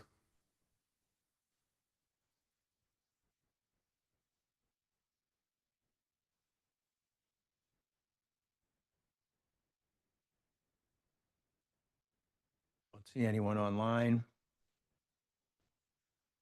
And did we get any communications, Madam Clerk? We did not. Okay. Questions from the counselors to the applicants and staff? Jason Grow. Nancy, can I have a quick question? I'm going to bloviate later on in a bit, but I do have a couple quick questions. Can you speak a little bit to the significant changes in the personal property assessments for not only this year, but also I think as far back as 2022? I'm trying to look at my numbers here. There seem to be 2 jumps, especially this year. Yes. Going back between 20 and 21, I believe, in terms of fiscal years, the state required us to change the methodology in terms of the 504 utilities, which are like Boston Gas, Mass Electric. In doing that, there was a spike in the increase in value on those 2 accounts. This past year, there was actually growth based on a project completed by Mass Electric, and that was considerable. So there's a value increase just on Boston Gas and Mass Electric of 32 million almost, which is why that figure from 24 to the 25 figure is so significantly higher. Those are fairly, they're sort of outliers in the normal scheme of things. Yes.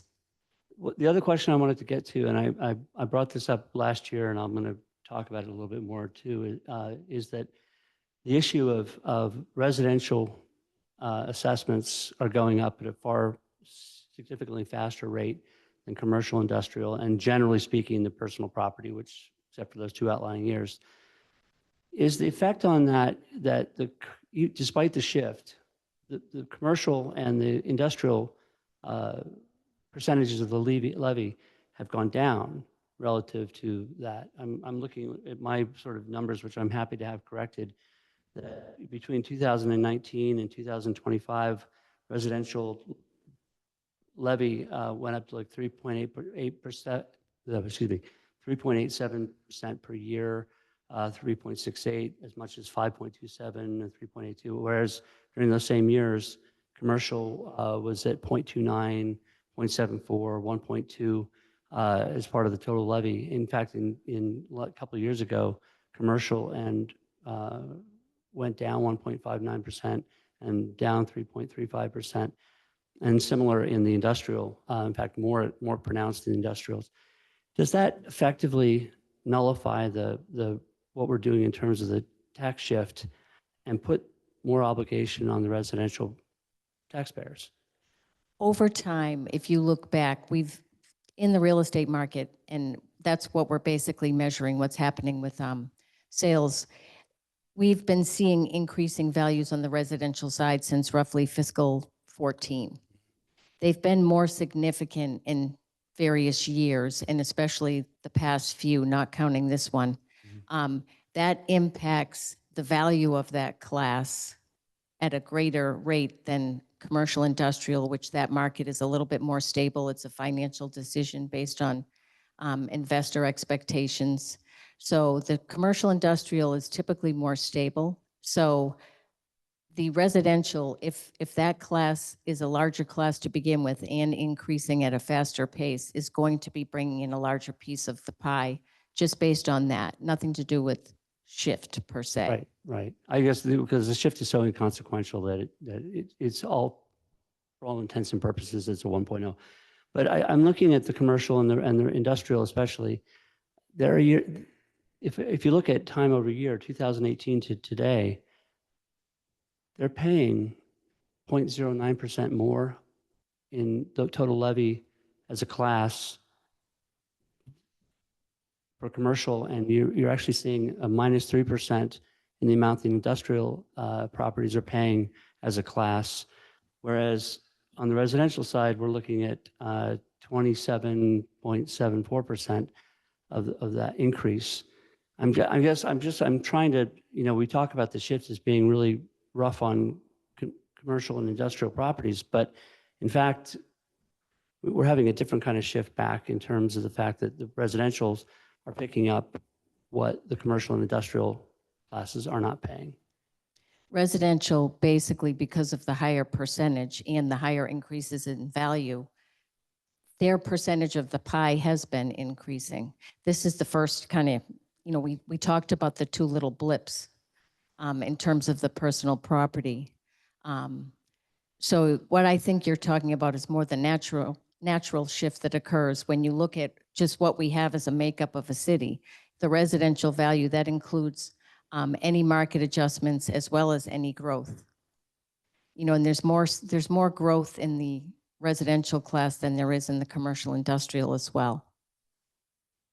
Right, but I guess when people talk about their taxes going up, they're going up at a faster clip than commercial and industrial. If you're in a year, it's kind of hard to talk about specific properties, but if you're looking at year to year and one class is having more significant market adjustments, which has been happening with the residential class over time, then they are most likely, those increases are higher than the average in some cases. So if we're saying the residential class is seeing like a 10% increase in 1 year and commercial industrial is only seeing 2%, they are going to be paying more in taxes as a class and individually, most likely, if their property is responding similar to what the class is doing.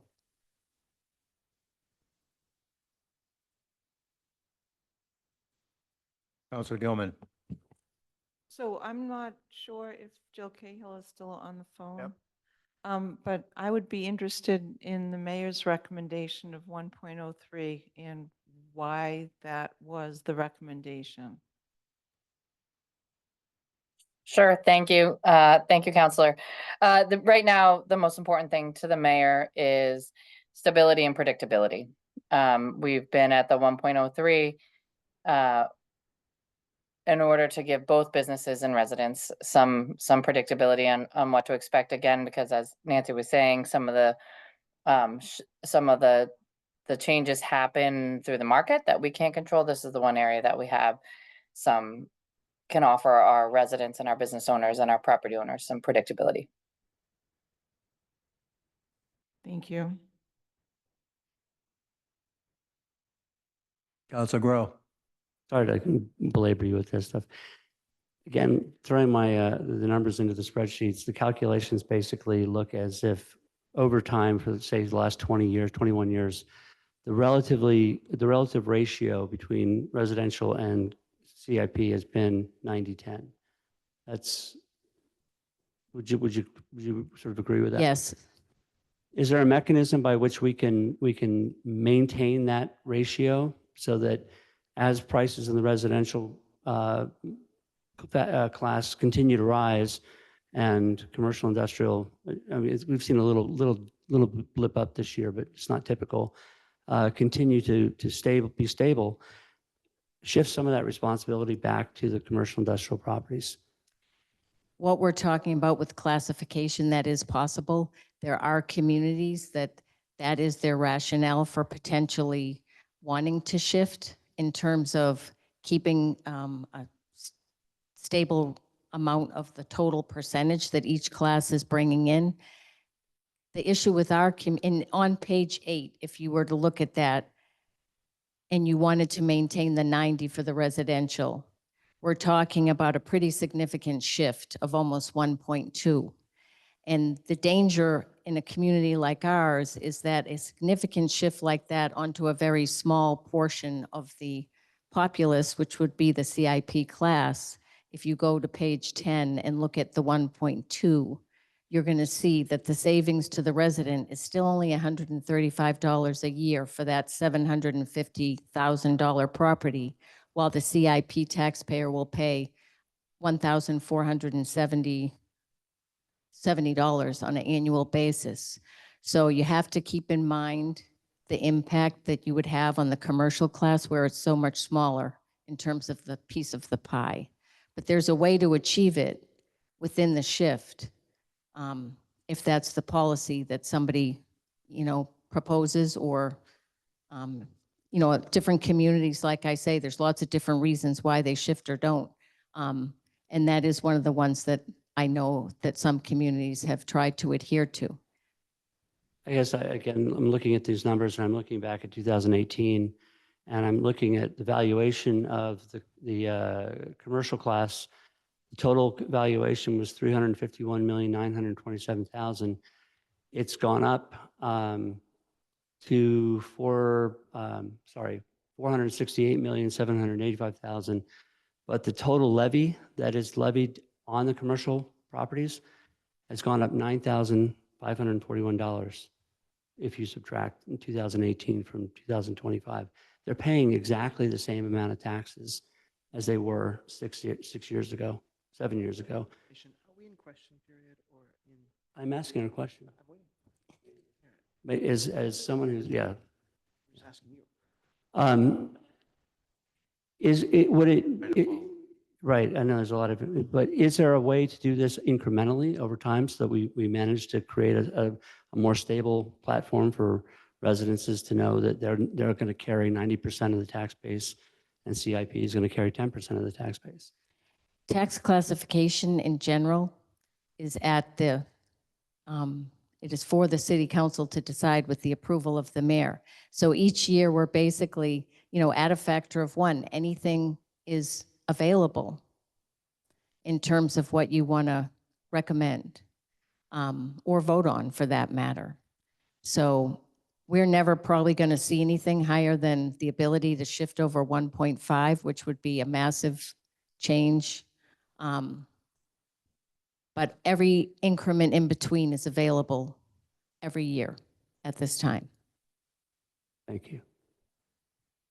Following that, I mean, what I'm seeing is in the valuation on page 4, that it is strictly, percentage of the burden is strictly by valuation. And residential, unfortunately for us, 91.8% of our tax revenue comes from residential. That's basically because in Massachusetts, as you know, ad valorem tax, if it was a factor of 1 with all properties having the same tax rate, it's just based on value. And our residential class this year is that 91.58. And that hasn't changed dramatically, as Councilor Grow mentioned, over time. We've been consistently in the 90-10 range. And now it's down to 8.42, which is lower than what you were saying. What means the residential? The valuation is. So even in, at 1, they're still going to be, or at, the residential valuation is higher. And that's just the value is what it is. Which means they're paying a higher percentage of the overall taxes. to the No, they community, own a higher percentage of the value Which means they're paying more. in because taxes. they own. I appreciate that. I understand that. I'm just. Councilor making it Worthley. very clear. Thank you. I'm not sure, first of all, thank you for your presentation, Nancy. You always do a fine job, a great job. I'm going to ask some rhetorical questions that maybe you have the answers to, and if you don't, then you don't obviously have to answer them. Do any students in Gloucester School have a business address as their home address? Any students in the school, I would not know. Is it likely, in your opinion? That they live at a business, that's probably unlikely. So when a business owner pays the taxes that they pay, the city takes the income from that and doesn't necessarily have the additional expense of a student in school. Is that correct? If it's not an owner-occupied business, they could be owner-occupied and have children in the schools or not.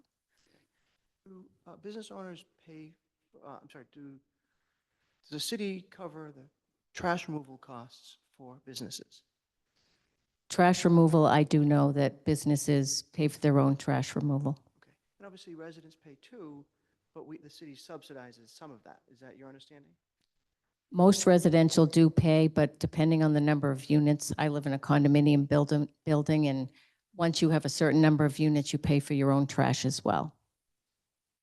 Mike Hale has told us in the past that the amount of money that people pay for trash bags doesn't cover the city's cost. I just see that businesses pay 100% of the trash removal where residents don't pay 100% of the trash removal. The city covers a portion of that. When you have a property like the Halyard valued at $60 million that gets developed and added to the tax evaluation, how could we use our tax classification policy to adjust for something like that? Or should we even be in the business of adjusting our tax factor based on what happens in the general marketplace of business and residential?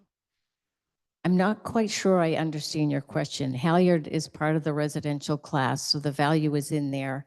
And at a factor of 1, it would be picking up its fair share in terms of based on value. Any shift that occurs, if there were a shift to the CIP class, whatever savings would come their way, they would get the same type of savings that any residential taxpayer would get. Just that we heard the conversation about the valuations have gone up, but part of that valuations are new growth. Yes. $60 million Halyard on the residential side. That's not that everyone's valuation went up, but there's the additional new growth that adds to the total levy that we see in this chart. Is that correct? It is. And then the Halyard themselves, their assessed value, they're basically carrying that growth because it's in their value and it's going to be multiplied by the tax rate. Exactly. So they're covering their own expenses, but I'm just saying in terms of the evaluation, we can't control using the tax factor, whether or not the new development happens. No. And that change, the development is what changes these numbers more than anything else. It's a combination of market and development. Sometimes it's, some of the new growth are when people maybe convert a multifamily to condominium units You're going to see more value for several individual entities. Sometimes it's lot splits. You also see it on the commercial side. You know, there was recently an industrial building that was converted to condominium. So new growth in any class is new construction, or it could be something new that's taxable for the first time based on a conversion, new personal property accounts, things of that nature. So I think what I'm hearing is that it would be difficult in retrospect to use tax classification as a way to adjust the evaluations or the total levy. I don't think that those would actually correlate in any meaningful way. The tax classification is really to determine the portion of the levy that each class is going to pay. The values are the values. That's what's been approved by the Department of Revenue. Thank you very much. I have one more question, or I could probably just work it into my testimony. Like one more question then for Nancy. We saw the average numbers, but I'd asked earlier, I don't know if you have it off the top of your head, what would be the median tax savings for a property owner, a residential property owner, if we did a shift from 1.00 to 1.03? Do you remember the email that you sent to me? Are you talking about median residential value? Median residential tax bill. No, I don't think I know I gave you some information about median residential values and savings based on the shift versus what CIP would pay. The dollar number $11.97 sound familiar to you? So that is what you're speaking of. Yes, I have it here somewhere. A shift of 1.03 would save the median residential taxpayer less than $12. Correct. Correct. Okay. So, and in that case, the median business owner would absorb additional expenses of $136.42. Yes, it's Save $11.90. It's very similar to page 10. The values are a little bit different. Yeah, I asked for the medians versus, She gave the median number. This was residential value that Councilor Worthley asked for, not single family per se. Yeah, but good.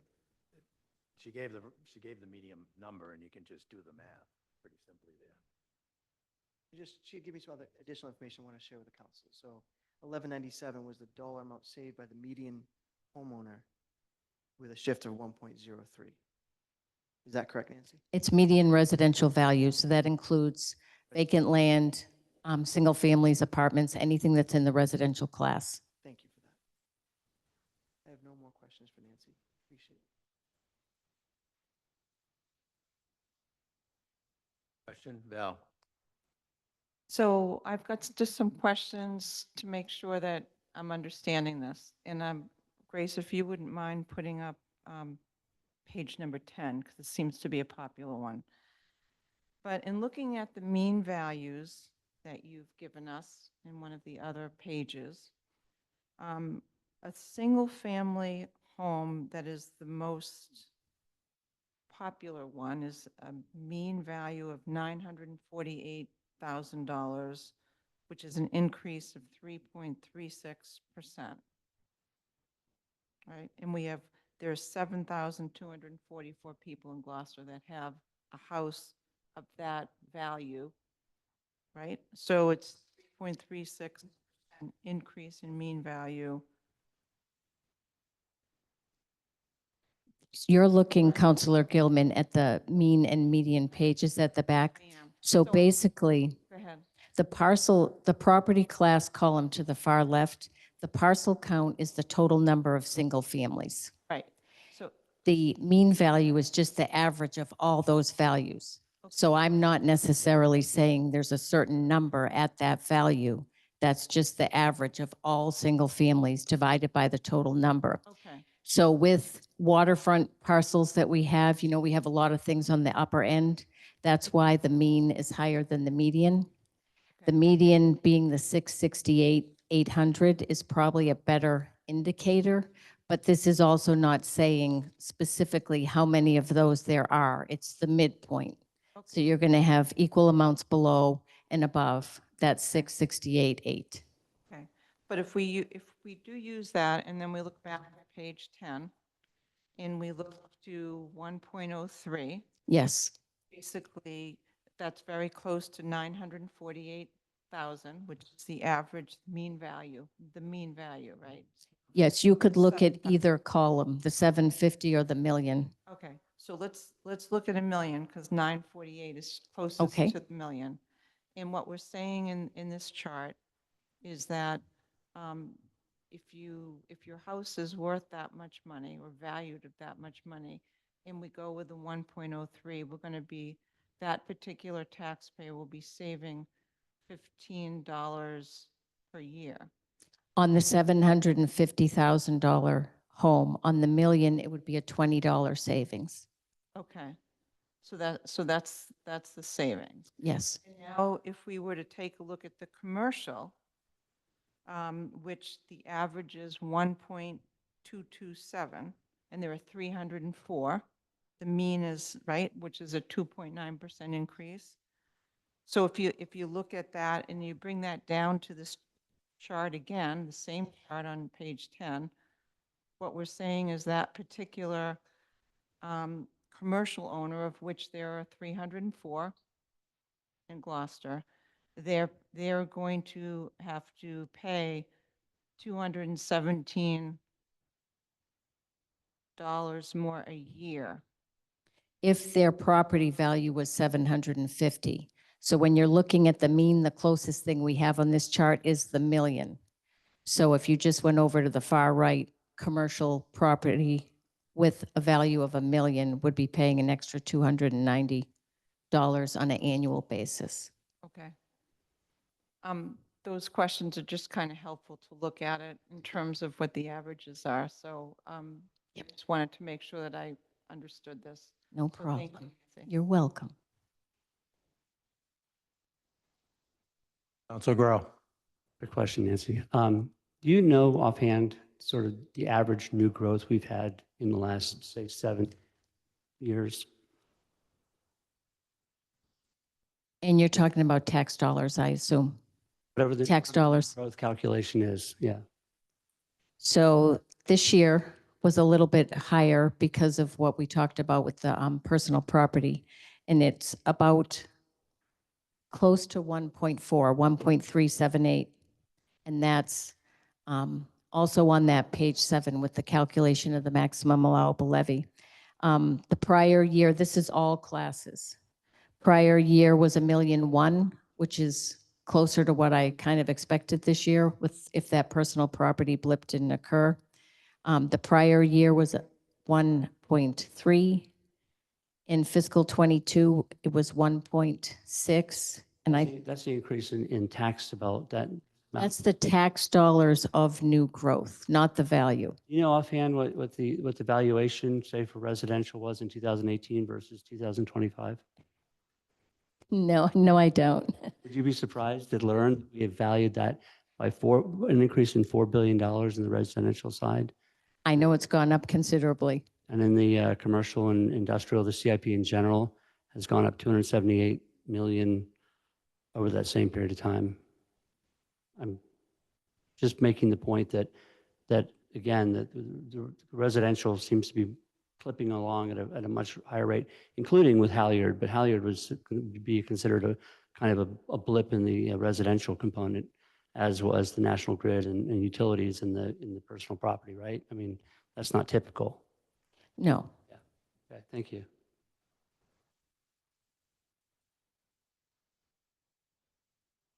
More questions? Close the public hearing. Committee report. Yes, please. Okay, committee report. On motion of Council Memhard, seconded by myself, the Budget and Finance Committee voted by roll call, 3 in favor, 0 opposed, to recommend the City Council adopt a residential tax classification factor of 0.997200 that equates to a CIP shift of 1.03 for fiscal year 2025, and I so move. Motion made by Council Worthley, seconded by Council Majota. Council President, Discussion. I'd like to make a motion to amend that number to 1.18. 1.18. Second. That's That's correct. Okay. There's a motion on the table. Anybody want to second it? Second.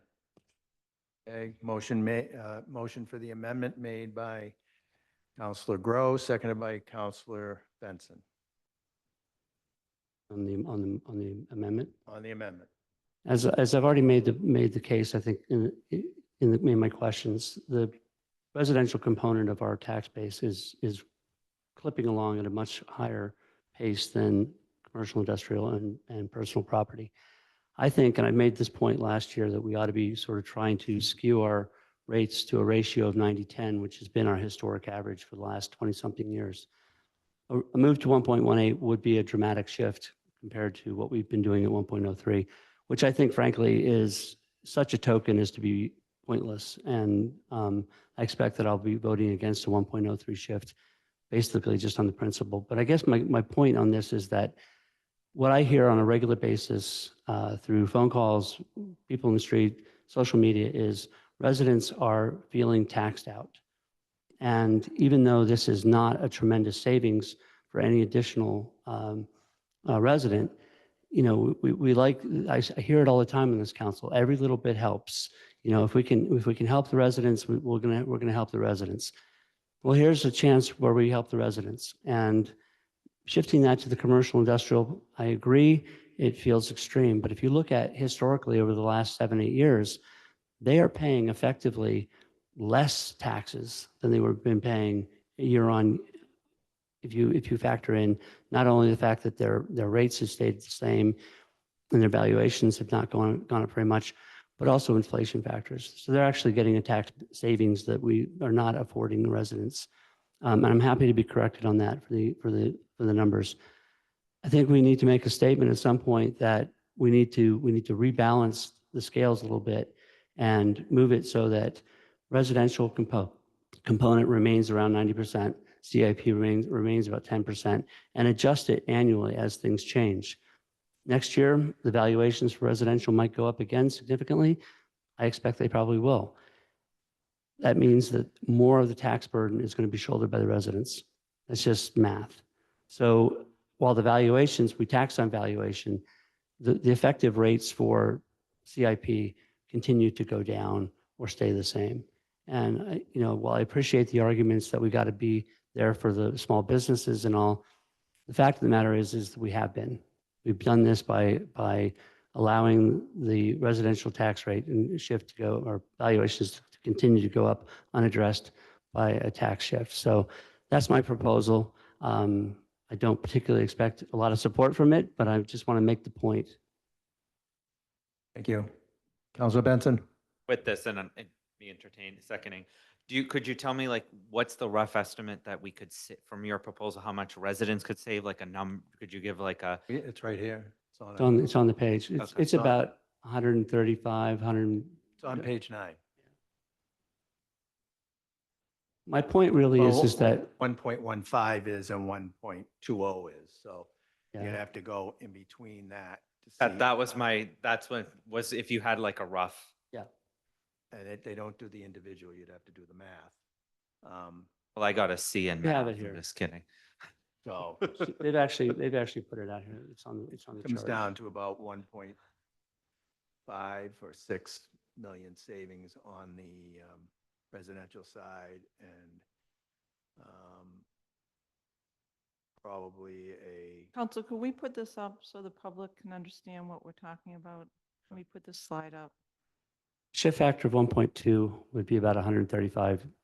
So it'll be a little I less see than that. So you're on page 9 right now? I'm on page 10. 10. Okay, you're on page 10. oh, 9, you're right, 9. So there is no 1.18. There's a 1.15 and a 1.20. On page 10, if you look at page 10, you can get a shift of 1.2 and extrapolate downwards. Shift 1.2, 100. You're looking at,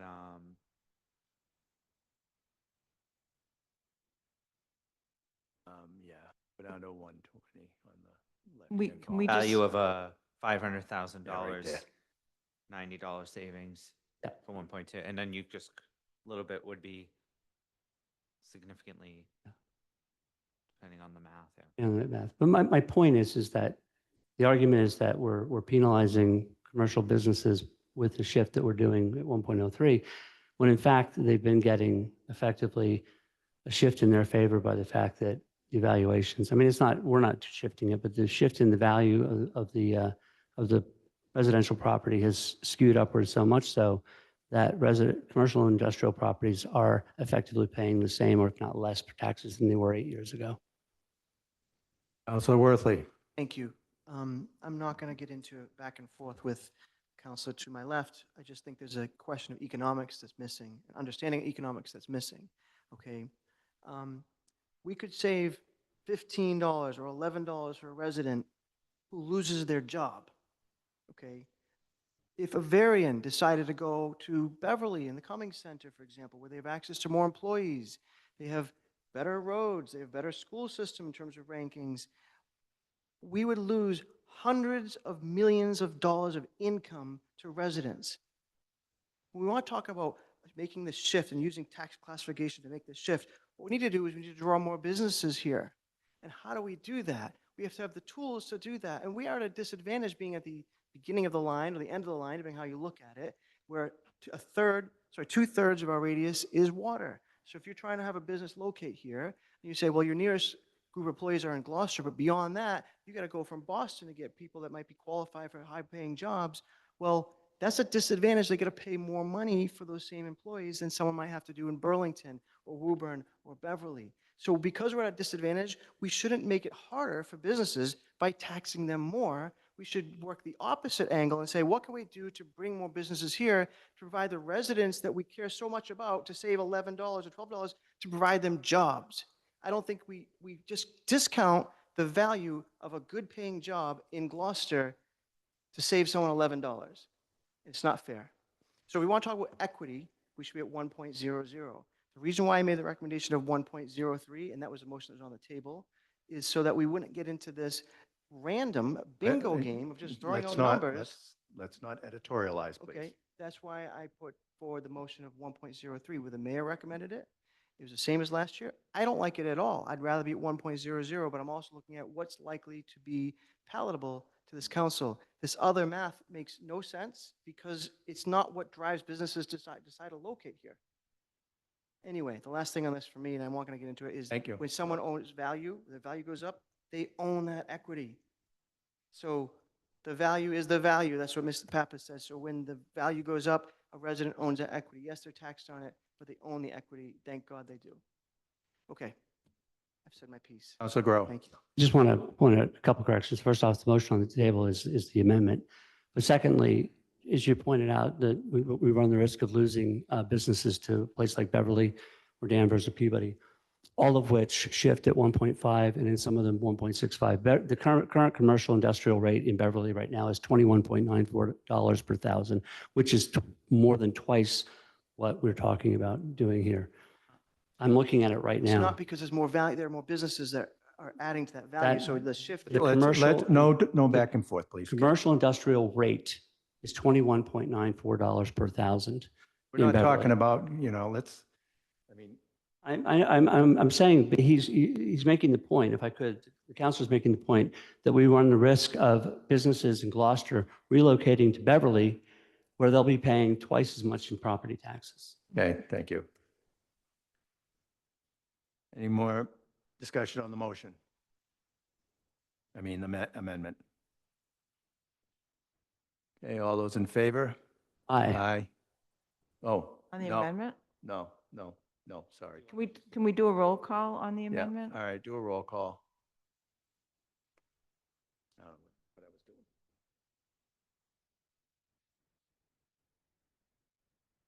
Go on.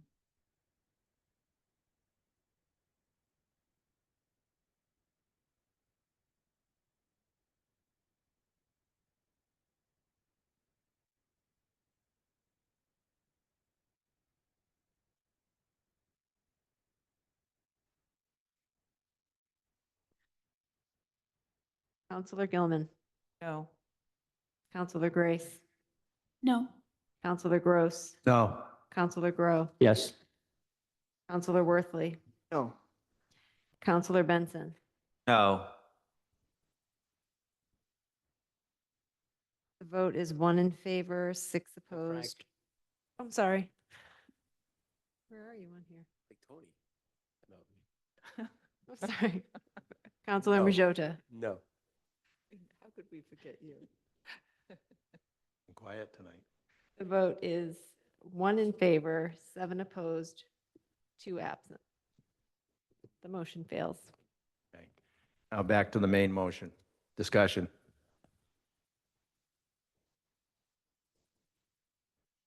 Seeing none. I'd like to discuss it. Oh, sorry. Counselor Gilman. So I appreciate that we had a good conversation. And it's really important that we looked at these numbers to understand it. So that's a positive thing. And I am sensitive to the fact that our commercial businesses continue to shrink, which is not a good thing. But my personal feeling on why I'm going to support this at 1.03 is that if our residents don't have a perception that they cannot afford to live here anymore, they're going to spend less money in the businesses and in the restaurants. And so I think where a lot of our businesses have folks that also live here, I think somehow it will kind of equalize in terms of where they benefit and where they don't. And so I'm going to be going with the recommendation from administration and sticking with the 1.03. Thanks. Counselor Grow. This is going to be counterintuitive. I'm going to actually oppose the 1.03, primarily because I think it's kind of a pointless gesture. The reality is that in the very near future, we're very likely looking at talking about tax increases and a property tax override. And what you're going to find out is that the residential component is going to come out in force. Many people will support the concept of raising taxes, especially to help settle contracts. But a lot of people are going to come out talking about how they can't afford to live here anymore. The $15 I don't think makes a difference one way or the other. And I don't think it makes that much difference, frankly, in the commercial industrial personal property range either. But I think just on principle, I think I'm just going to go vote on the 1.0. Thank you.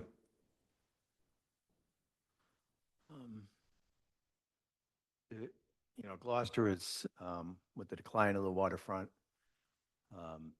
has really suffered on its commercial side. And basically, like it or not, we've become much more of a bedroom community where the tax base falls solely on the residents. And it does so quite a bit here. So that's it. I mean, just our real problem is that we don't have enough commercial property to be able to help relieve the burden off the, and that's it. That's the only place I was going, is that's the real difficulty. Okay, Council Benton. Thank you. On principle, I will be opposing this because I think that I would like to go even lower to supporting our business community that is, we're trying to get growth and we are seeing numbers continue to decline. We are going to continue to see crisis arise, and in the coming years, we're going to see homes continue to deal with differences with getting insurance, because we're going to see homeowners insurance crisis happening in coastal communities. This is going to be affecting us, and I think as we consider what's happening. Counselor, I'd like to remind you that this is a majority vote. It'll die if you and Councilor Grow. Just wanted to remind you of that. Okay. On that, It's not a simple majority. so on that, you're just on that point, if I may, you're saying it's 5 of the full council or 4 of the quorum? Full council. 6, so it's 6. 5. Oh, 5, okay. Sorry. Sorry. I want to make sure I know what, I just Wanted people to know what. So the do I vote want to know what it is, so. It's 5. Just 5. How many are there? Mr. President, So Benson had the floor. can we have clarification on the ramifications of this, please? Yes. Nancy, can you, I mean, no, it's too bad the city auditor isn't available tonight. Why don't you tell? I was advised by the city auditor that if this particular motion fails, you have to keep on voting until you can settle on a tax classification factor as well as a CIP shift. Councilor Majota. Could we postpone it until we get more, On a lot more information. no, not more More- information, more sorry, people. counselors, we're missing two. I'm going to withdraw my objection to the 1.03. Thank you. There's major ramifications as far as the state and our reporting and all that. Absolutely, goes. that's why I wanted to make sure if we're all here. Yeah, no, I don't think we can wait 2 weeks. Okay. That's, if I'm remembering correctly, we were informed of that by the auditor at BNF. We do a roll call? Roll call, Madam Clerk. On the motion. We reread the motion just so we can make sure that we're completely clear on what the motion is. On a motion by Councilor Memard, seconded by Councilor Worthley, the Budget and Finance Committee voted by roll call, 3 in favor, 0 opposed, to recommend that the City Council adopt a residential tax classification factor of 0.997200 that equates to a commercial industrial personal property shift of 1.03 for fiscal year 25. Counselor Gilman, Yes. Counselor Grace, Yes. Counselor Gross, Yes. Counselor Grow, Yes. Counselor Majota, Yes. Counselor Worthley, Yes. Counselor Benson. No. The vote is 6 in favor, 1 opposed, 2 absent. Entertain a motion to reconsider. So moved. Do we have a second? Second.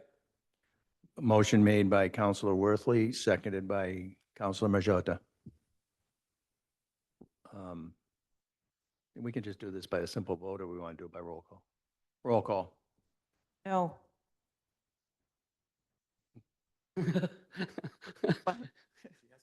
Oh, You I'm got to wait sorry. till you're called. Was I a premature no?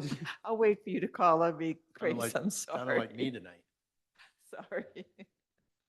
I'm so excited being first. Counselor Gilman, No. Counselor Grace, No. Counselor Gross, No. Counselor Grow, No. Counselor Majota, No. Counselor Worthley, No. Counselor Benson. No. The motion to reconsider fails, 0 in favor, 7 opposed, 2 absent.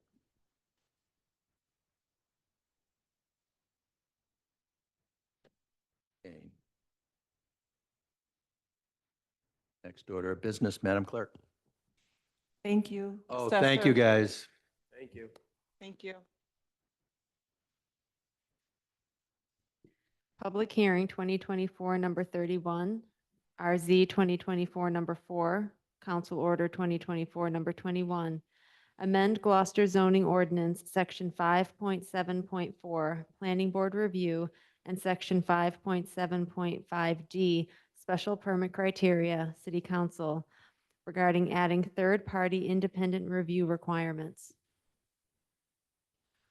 Councilor Nolan was going to talk to these, but we, it was put forward that we stiffen up or make more clear the third-party review, because as you'll see in, oh, sorry.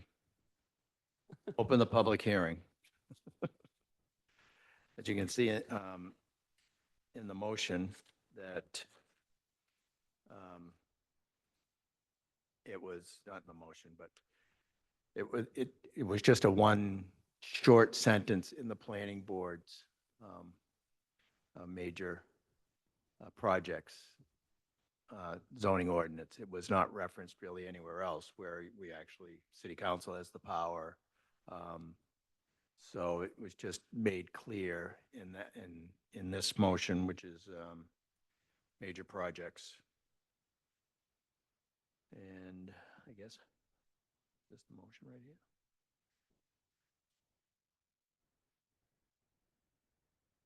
Oh, right. Yep. So we are asking anyone who would like to speak in favor. I just did. Nobody online. I don't see anyone. We did get a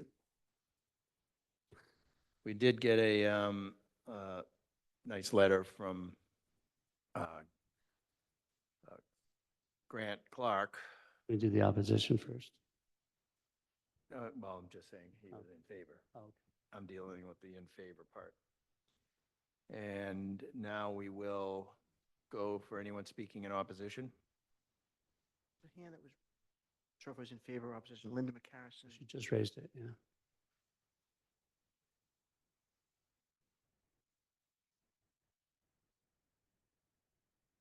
Hey, Linda, you can speak either in favor or in opposition. You there, Linda? She's muted still. Linda, you're muted. Sorry, is that better? Yes. Actually, at the last second, you said anyone who was objecting to it. And I had sort of decided that I would contribute my maybe ignorant thoughts before that. I think Yeah, you can speak in favor also. I would like to speak in favor just because I think, especially if we have such people who are truly neutral or truly not part of, the group that tends to be, the group that takes responsibility for making decisions. I think an outside observer, an outside evaluator, an outside critic or inquirer would just looks and feels better than just running it back through someone that has already been part of the process or no one at all. And I am not deeply informed about any of this, but I've been involved in trying to help someone just, hack her way through paperwork and rules and laws and ordinances and things. And wherever I have seen that, it has always felt to me like a breath of fresh air. And I would contribute that as something to be considered and whether or not it would be a nice change to make or an addition to make. That's all. Thank you very much. Okay, thank you, Linda.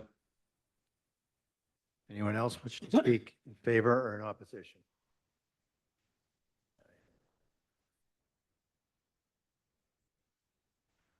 Okay, do we have any communications? I have not received any. Do the councilors have any questions? Okay, I'm going to close the public. Oh, yeah, sure. So one of the communications was the one that we got, was it not? Or was it Wasn't not there in time? Remember, right. Was not there, that's why you mentioned. Got it, thank you, sorry to bring that up. All right, now I'm going to close the public hearing. So again, the committee report, which I just gave when I was speaking in favor. Actually, Do you want want me us to to give do it? it, P&D? want me to give it? Give the committee report? Yeah. Sure. On a motion, Councilor Gilman, seconded by Councilor Benson. Planning and Development voted 3 in favor, 0 opposed to recommend the Gloucester zoning ordinance section 5.7 major projects be amended as follows. Section 5.74 Planning Board review. Forthwith, upon their receipt, 1 copy of major project applications and plans submitted to the City Council for approval shall be transmitted by the City Clerk to the Planning Board for their review and report regarding the special permit criteria below. The Planning Board may, when they deem it advisable, engage professional assistance at the applicant's expense for such review and report. Add, consideration should be given as to whether review by a third-party independent consultant pursuant to General Law, Chapter 44, Section 53G, would be appropriate due to the complexity of the application, plan submitted, and specific subject matter expertise required to thoroughly and review the application. And section 5.7.5D, special permit criteria, city council. All other requirements of the zoning ordinance and of all applicable building codes must have been satisfied.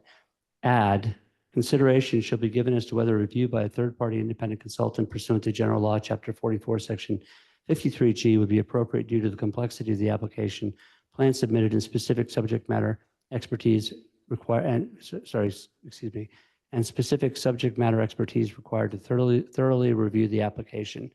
Specific attention is drawn to the requirements of the subdivision control law and the necessity of obtaining occupancy permits prior to the occupancy of any building or portion thereof, and I so move. Second. Motion made by Counselor Grow and seconded by Counselor Gilman because she had her microphone. There you go. On the motion? Discussion.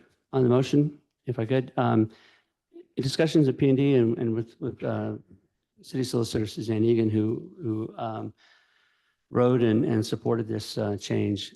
This is literally belts and suspenders in terms of drawing more attention to the fact that third-party review may and would probably be likely in complicated plans. There was some question about whether or not the existing ordinances were a little vague on whether that would be a requirement or should be expected to be a requirement. So this language effectively clarifies that for applicants moving forward. And with that in mind, I support this moving through the council. Counselor Worthley. Yes, thank you. This started as a result of some advocacy from residents that were at a Ward 5 meeting, specifically Grant Clark, Dennis McGurk, and the Preserve West Gloucester group. There's a meeting that Councilor Nolan asked me to fill in for because he couldn't make it. And then there was a secondary meeting after that where Councilor Gross and Councilor Nolan were there, and I applaud them for pushing this forward. I took the minutes and would have been happy to have been a co-sponsor of this. But this has really been an advocacy from residents themselves who have found that oftentimes, partly because of the way our process is, where we don't open discussion up to all parties until maybe a final public hearing, but where a developer might have his or her lineup of professionals whose job it is to help get a permit. And oftentimes the city has volunteers on boards and commissions who aren't necessarily experts in every field to give them the authority to have outside third-party review. Not all development is good development. Not all testimony is accurate testimony. And this is a chance to have a third party come forward and say, no, the wastewater plan isn't going to do what the developer is expecting. This isn't going to work the way as outlined. And it gives the boards, at least the planning board and the zoning board, the authority to hire a third party to review this at the applicant's expense. So this would not be an additional expense, but it would give neighborhoods an opportunity to have a little bit more of a fair playing field. And so I was happy to be at those meetings. I congratulate Councilor Gross and Nolan on bringing this forward and appreciated the vote from Planning and Development to recommend this, and I'll be supporting it. Thank you. More discussion? I'd just like to say that I have noticed, and not just from Preserve, well before Preserve West Gloucester even existed, so before that meeting, I'd like to beg to differ that that's where it came from, because I've considered watching, 3 decades of zoning board of appeals meetings, mostly, where the lawyer for the applicant was asked about significant issues that were there, and I was like, what is this? What is going on here? And when this avenue came forward to be able to make sure that it's emphasized that this needs to be done, and it can be asked of, when if anybody notices that there's been, conflicting facts that have been presented, they can call the mayor's office or city councilors and say, look, we want to have this put in. And it also is a an advantage to the applicant to know that this expense is going to come up on their thing. The reason it doesn't say in here that it's at the owner's expense is because General Law, Chapter 44, Section 553G is exactly what that is. So that's what that states, is that the applicant shall fund these third-party reviews. Mr. President. Yep. If I could correct my statement, which you did, but I'd like to just clarify that. This has been a problem for, you said 30 years. It's been probably for as long as we've had a zoning code. It's been a problem. And look, not all attorneys are bad attorneys, right? Some people are doing the right thing, but sometimes they run the meeting and there isn't an opportunity for residents to oppose it with data. And this would be a way to help. The reason why I recognize Preserve West Gloucester is because they brought it to our attention at the ward meeting that Councilor Nolan had. It's been a problem for a long, long time. And as the letter that came in today from Dennis, from Grant Clark said, this is just a step and there could be a more robust review, but this is something, putting it on the books or clarifying what's on the books. But you're right, this has been going on for a long, long time. Thank you. And you know, and it wasn't even in the city council's special permit criteria. But as we've seen at 20 Main Street, the city attorney has insisted on third-party reviews for almost everything. Point out though, if I could, just clarifying the clarifying. It does actually say in the existing GZO that it's going to be at the applicant's expense, and this has been an option for the planning board and the ZBA to do. Whether they have done it appropriately over the years or not, it is an option that exists. This language is great in bolding that possibility, but again, it doesn't actually require that it happen. No, it does not. But, you know, the sentence that you're referencing is said that the planning board may, when they deem it advisable, engage professional assistance at the applicant's expense. That doesn't really, you know, that people don't understand what that means. So, Say we vote it. yep. Roll call vote, 2/3 majority required. Counselor Gilman. Yes. Counselor Grace. Yes. Counselor Gross. Yes. Counselor Grow. Yes. Counselor Majota. Yes. Counselor Worthley. Yes. Counselor Benson. Yes. Vote is 7 in favor, 0 opposed, 2 absent. The motion passes. Next, Councilor Grow. What's public hearing? No, we were, oh. Yep, Yep. we're up. Oh, next Public public hearing hearing. 2024. Open the public hearing. I went straight down to the committee recommendation. Sorry. No speaking in favor and opposed, we'll go right to I the. don't see anyone with a hand up. There's no hands up. Can I just read what the public hearing Sure. is? Okay. Public hearing 2024, number 32, RZ 2024, number 5, Council Order 2024, number 22, to amend the Gloucester zoning ordinance, Section 5.9, cluster development, Section 5.9.32, review by other boards, by adding a new subsection A, review by independent consultants. Thank you. Did I continue ahead of myself? In favor, opposed, communications, questions? Yeah. Communications? None? So no one speaking in favor and no one speaking in opposition, and the public hearing was opened at 9:15? Okay. Okay, we Kinda have keep it no desperate. I have not received any communications. All right, questions from the counselors? Close the public hearing. Committee report. Committee report on a motion of Councilor Gilman, seconded by Councilor Benson. Planning and Development Committee voted 3 in favor, 0 opposed, to recommend that the Gloucester zoning ordinance, Section 5.9, cluster development, Section 5.9.3.2, review by other boards be amended by adding a new subsection A as follows. Add A, review by independent consultants. The planning board should consider whether, due to the complexity of the application, plans submitted and specific subject matter expertise required to thoroughly review the application, retaining a third-party independent consultant pursuant to General Law 44, Section 53G would facilitate the review process, and I so move. Second. Motion made by Councilor Gross, seconded by Councilor Gilman. Discussion? Seeing none, roll call vote. Counselor Gilman. Yes. Counselor Grace. Yes. Counselor Gross.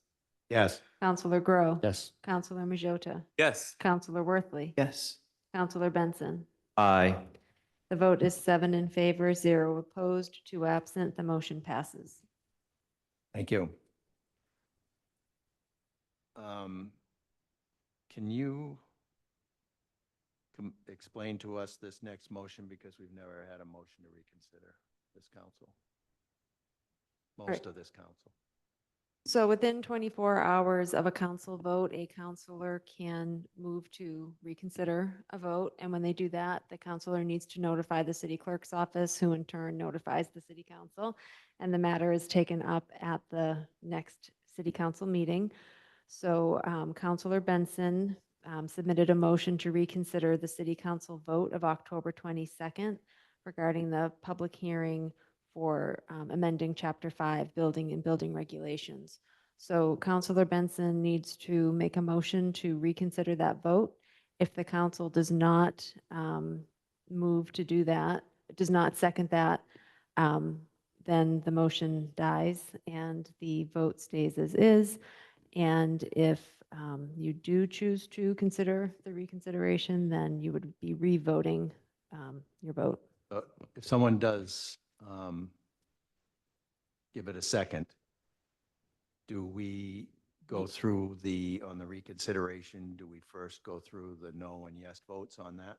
You would, first you need to entertain if you are all in agreement to reconsider the vote, just like we did with the loan order. I mean, I'm sorry, with the tax Right, classification. so it's the usual yes or no. Yes. So if we don't want to reconsider, we vote no.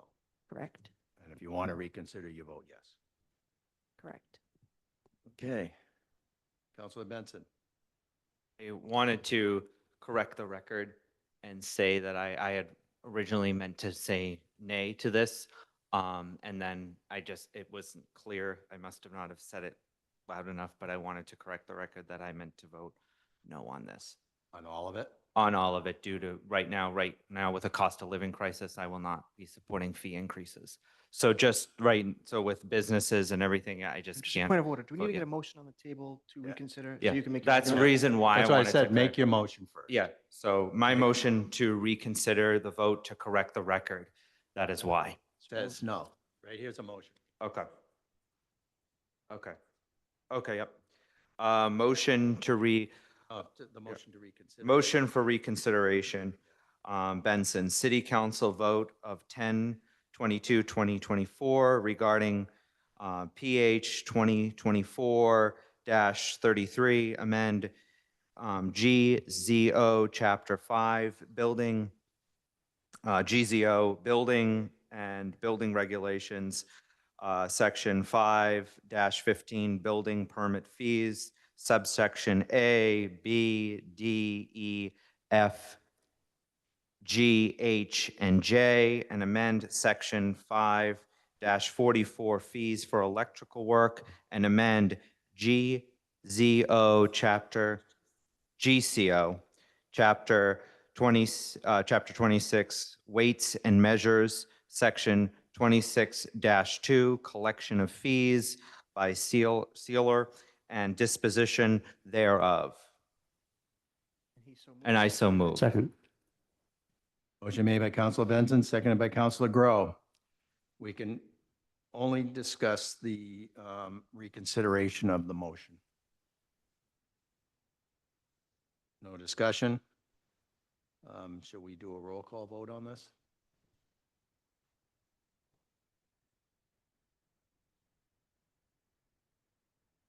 I have a question, just a question.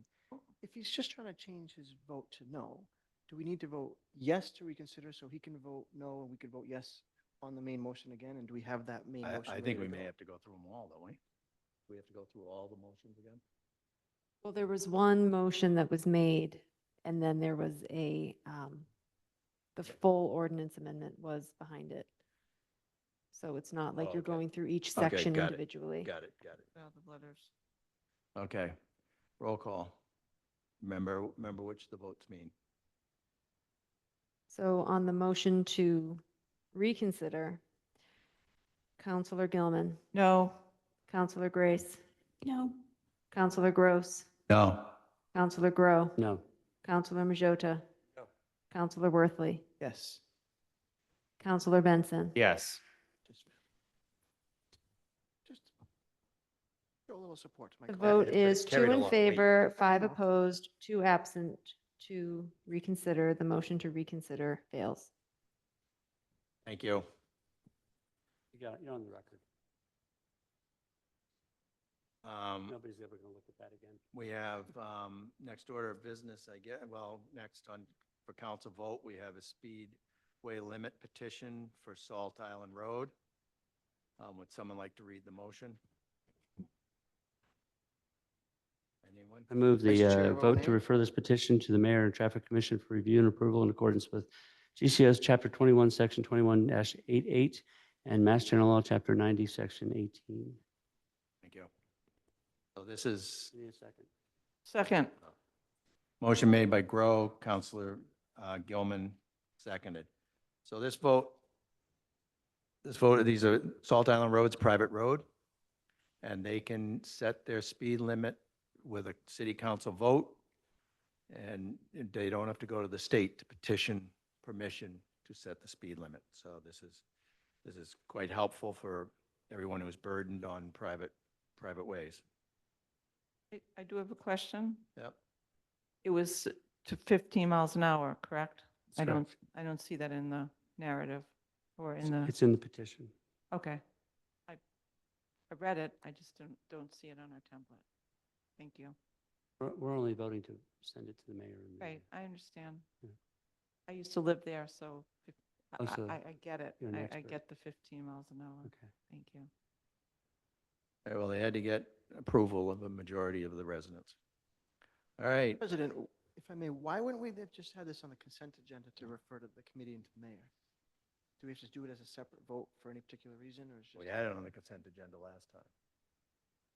send to the traffic commission? Assuming, because this is the second time, yes. The reason this is appearing, if it looks familiar to you, it's because at the last city council meeting, it was on the consent agenda to refer to a future city council meeting for council vote, because that's kind of how the city ordinance makes it look. But when I went into the Mass General Law, it actually spells out that it needs to be referred to the mayor and the traffic commission need to approve it. And then once that approval comes, I think it went to O&A. I'm sorry, I don't remember where it was referred to the first time.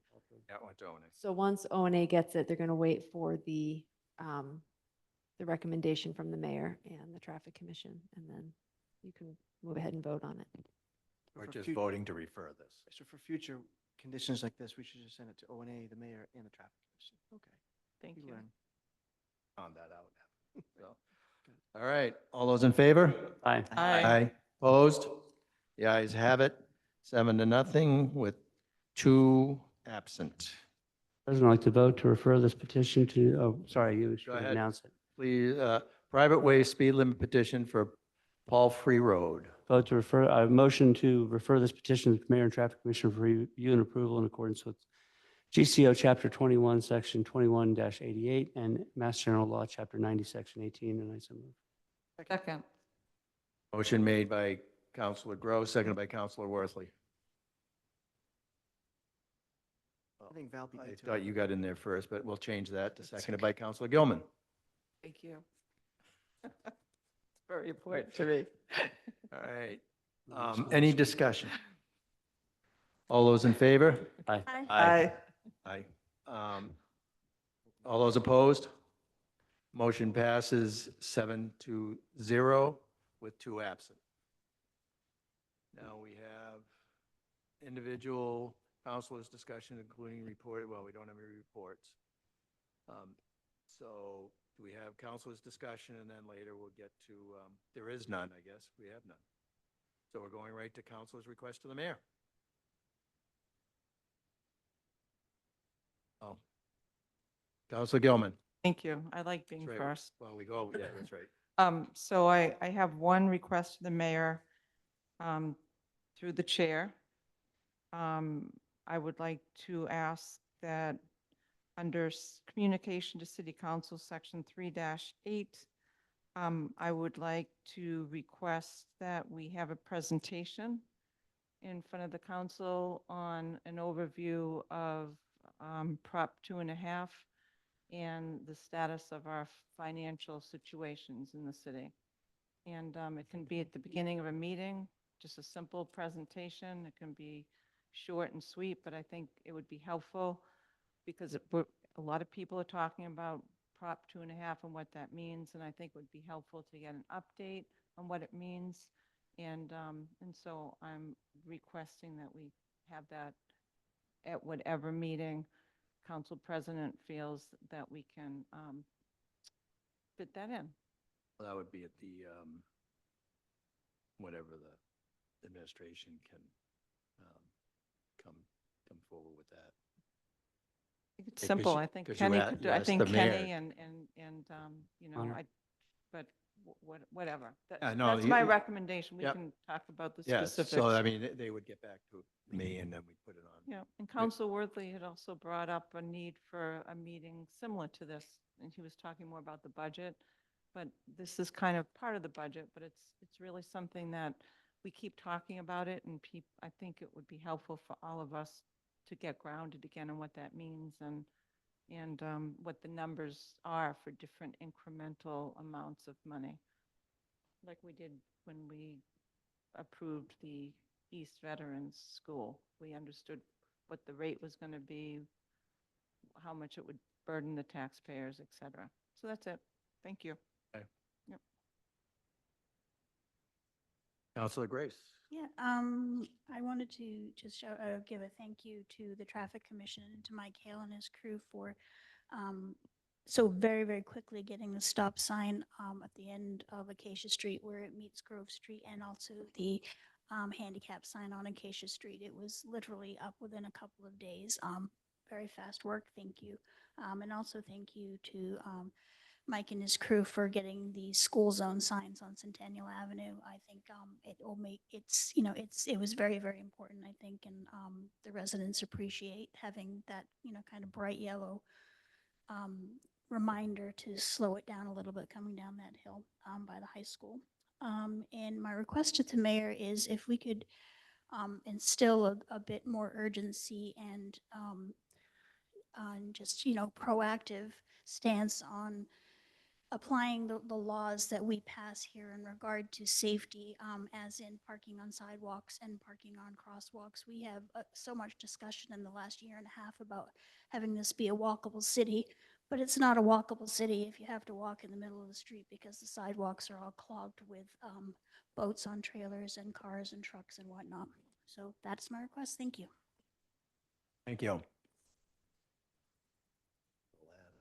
I'll go Councilor next. Grow. Yeah, I'm gonna second Councilor Gilman's request for a primer on chapter 2.5 levy override. I think it's something that we're going to be talking about more in the coming weeks as we see the progress on the teacher negotiations and the parent negotiations, and also bring up.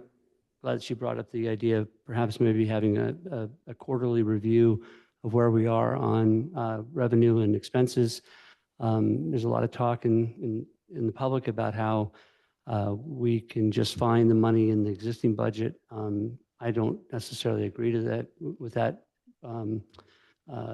perspective. I think that we've passed a pretty lean budget, but I think it's important to get a sense of where we are with the finances of the city at this point in the game, because sooner or later that contract is going to come down, and we're going to have to deal with how to pay for it, which is fine. I'm happy to do that. It would be awful nice to know where we stand with relation to what we actually have in-house in terms of our revenue and expenditures, and also whether or not that would then require pursuing a levy override, and at that point, how much we'd be looking at doing. So the sooner we can do that, I think the better. Thank you. Councilor Majota. No request. Councilor Worthley. Yes, firstly, I would like to commend Grace Poyer and the clerk's office for a fantastic job, yet again, managing the hardest job, the hardest, most demanding job in the city, especially with the election, and it was done flawlessly. Your staff is awesome. We didn't hear any discrepancies, I'm sorry, were you going to say something? We didn't hear any discrepancies, we didn't hear any concerns. You know, we're grateful and blessed that you're leading that office and your staff really deserve, and just pass it on to them how grateful we are for the work they did. Thank you. I think it was a month ago, or maybe 6 weeks ago, I've lost track, but I did make that request to the mayor, and I kind of sense that Councilor Gilman and Grow are agreeing with it, that, and I appreciate that too, that we should have some sort of a budget, sort of here, you know, preview of what's coming, or even if it's just an overview that's general. When on Thursday night, we had a Budget and Finance Committee meeting where we decided to postpone a review of where we are right now, but the review looks like we're on track, and on track means possible surpluses like we've had over the last 3 years. I don't know, but We looked at that. we decided we're going to go into detail at a future meeting. No, we didn't go into great detail line by line. It was on the agenda, but it was a long meeting, and we decided to move it forward another week. But you know, that was Thursday night, and the mayor says on Friday in some of his public relations press conferences that there's a $4 to $7 million deficit. And I just want to be really careful, because some people have heard that there's money that's missing, okay, unaccounted for. I've heard people say that that's just gross overspending in one unidentified area, and it's really unfortunate that there's this misunderstanding of what that means. I think he's saying he's hearing or projecting that there'll be a $4 to $7 million deficit in the next year's budget, but I would like to think that the council that approves a budget and the Budget and Finance Committee would have access to that information. So I would really like to ask the mayor to do a presentation on what those numbers are, so we can all speak intelligently about it and not just sort of read about it on social media and then have to react to it. So that's my request. That's it for now. Thank you. Thank you. I think to say that the Veteran Services Office, V and Brian, pulled off another fabulous, not fabulous, but really great, really wonderful, respectful Veterans Day service and wreath hanging, and Ruth Pino and Joanne Kukuru up at the Veterans, Vietnam Vets Memorial. I'd just like to thank them and recognize the fact that we had a gorgeous day too. So that was really a big plus. Could I add, you did a fine job representing the mayor and the city at the ceremonies as well. Which I didn't have to.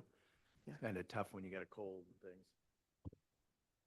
Hey, oh, I know, but I'm not done. Sorry, Dylan, I should have called you first.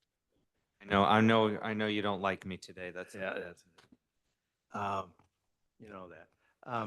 Anyway, I just sent everybody that report that we got, which one on the city side is 19 pages, and it just breaks it down by department. It doesn't to tell you what's been spent, what hasn't been spent, and what they have for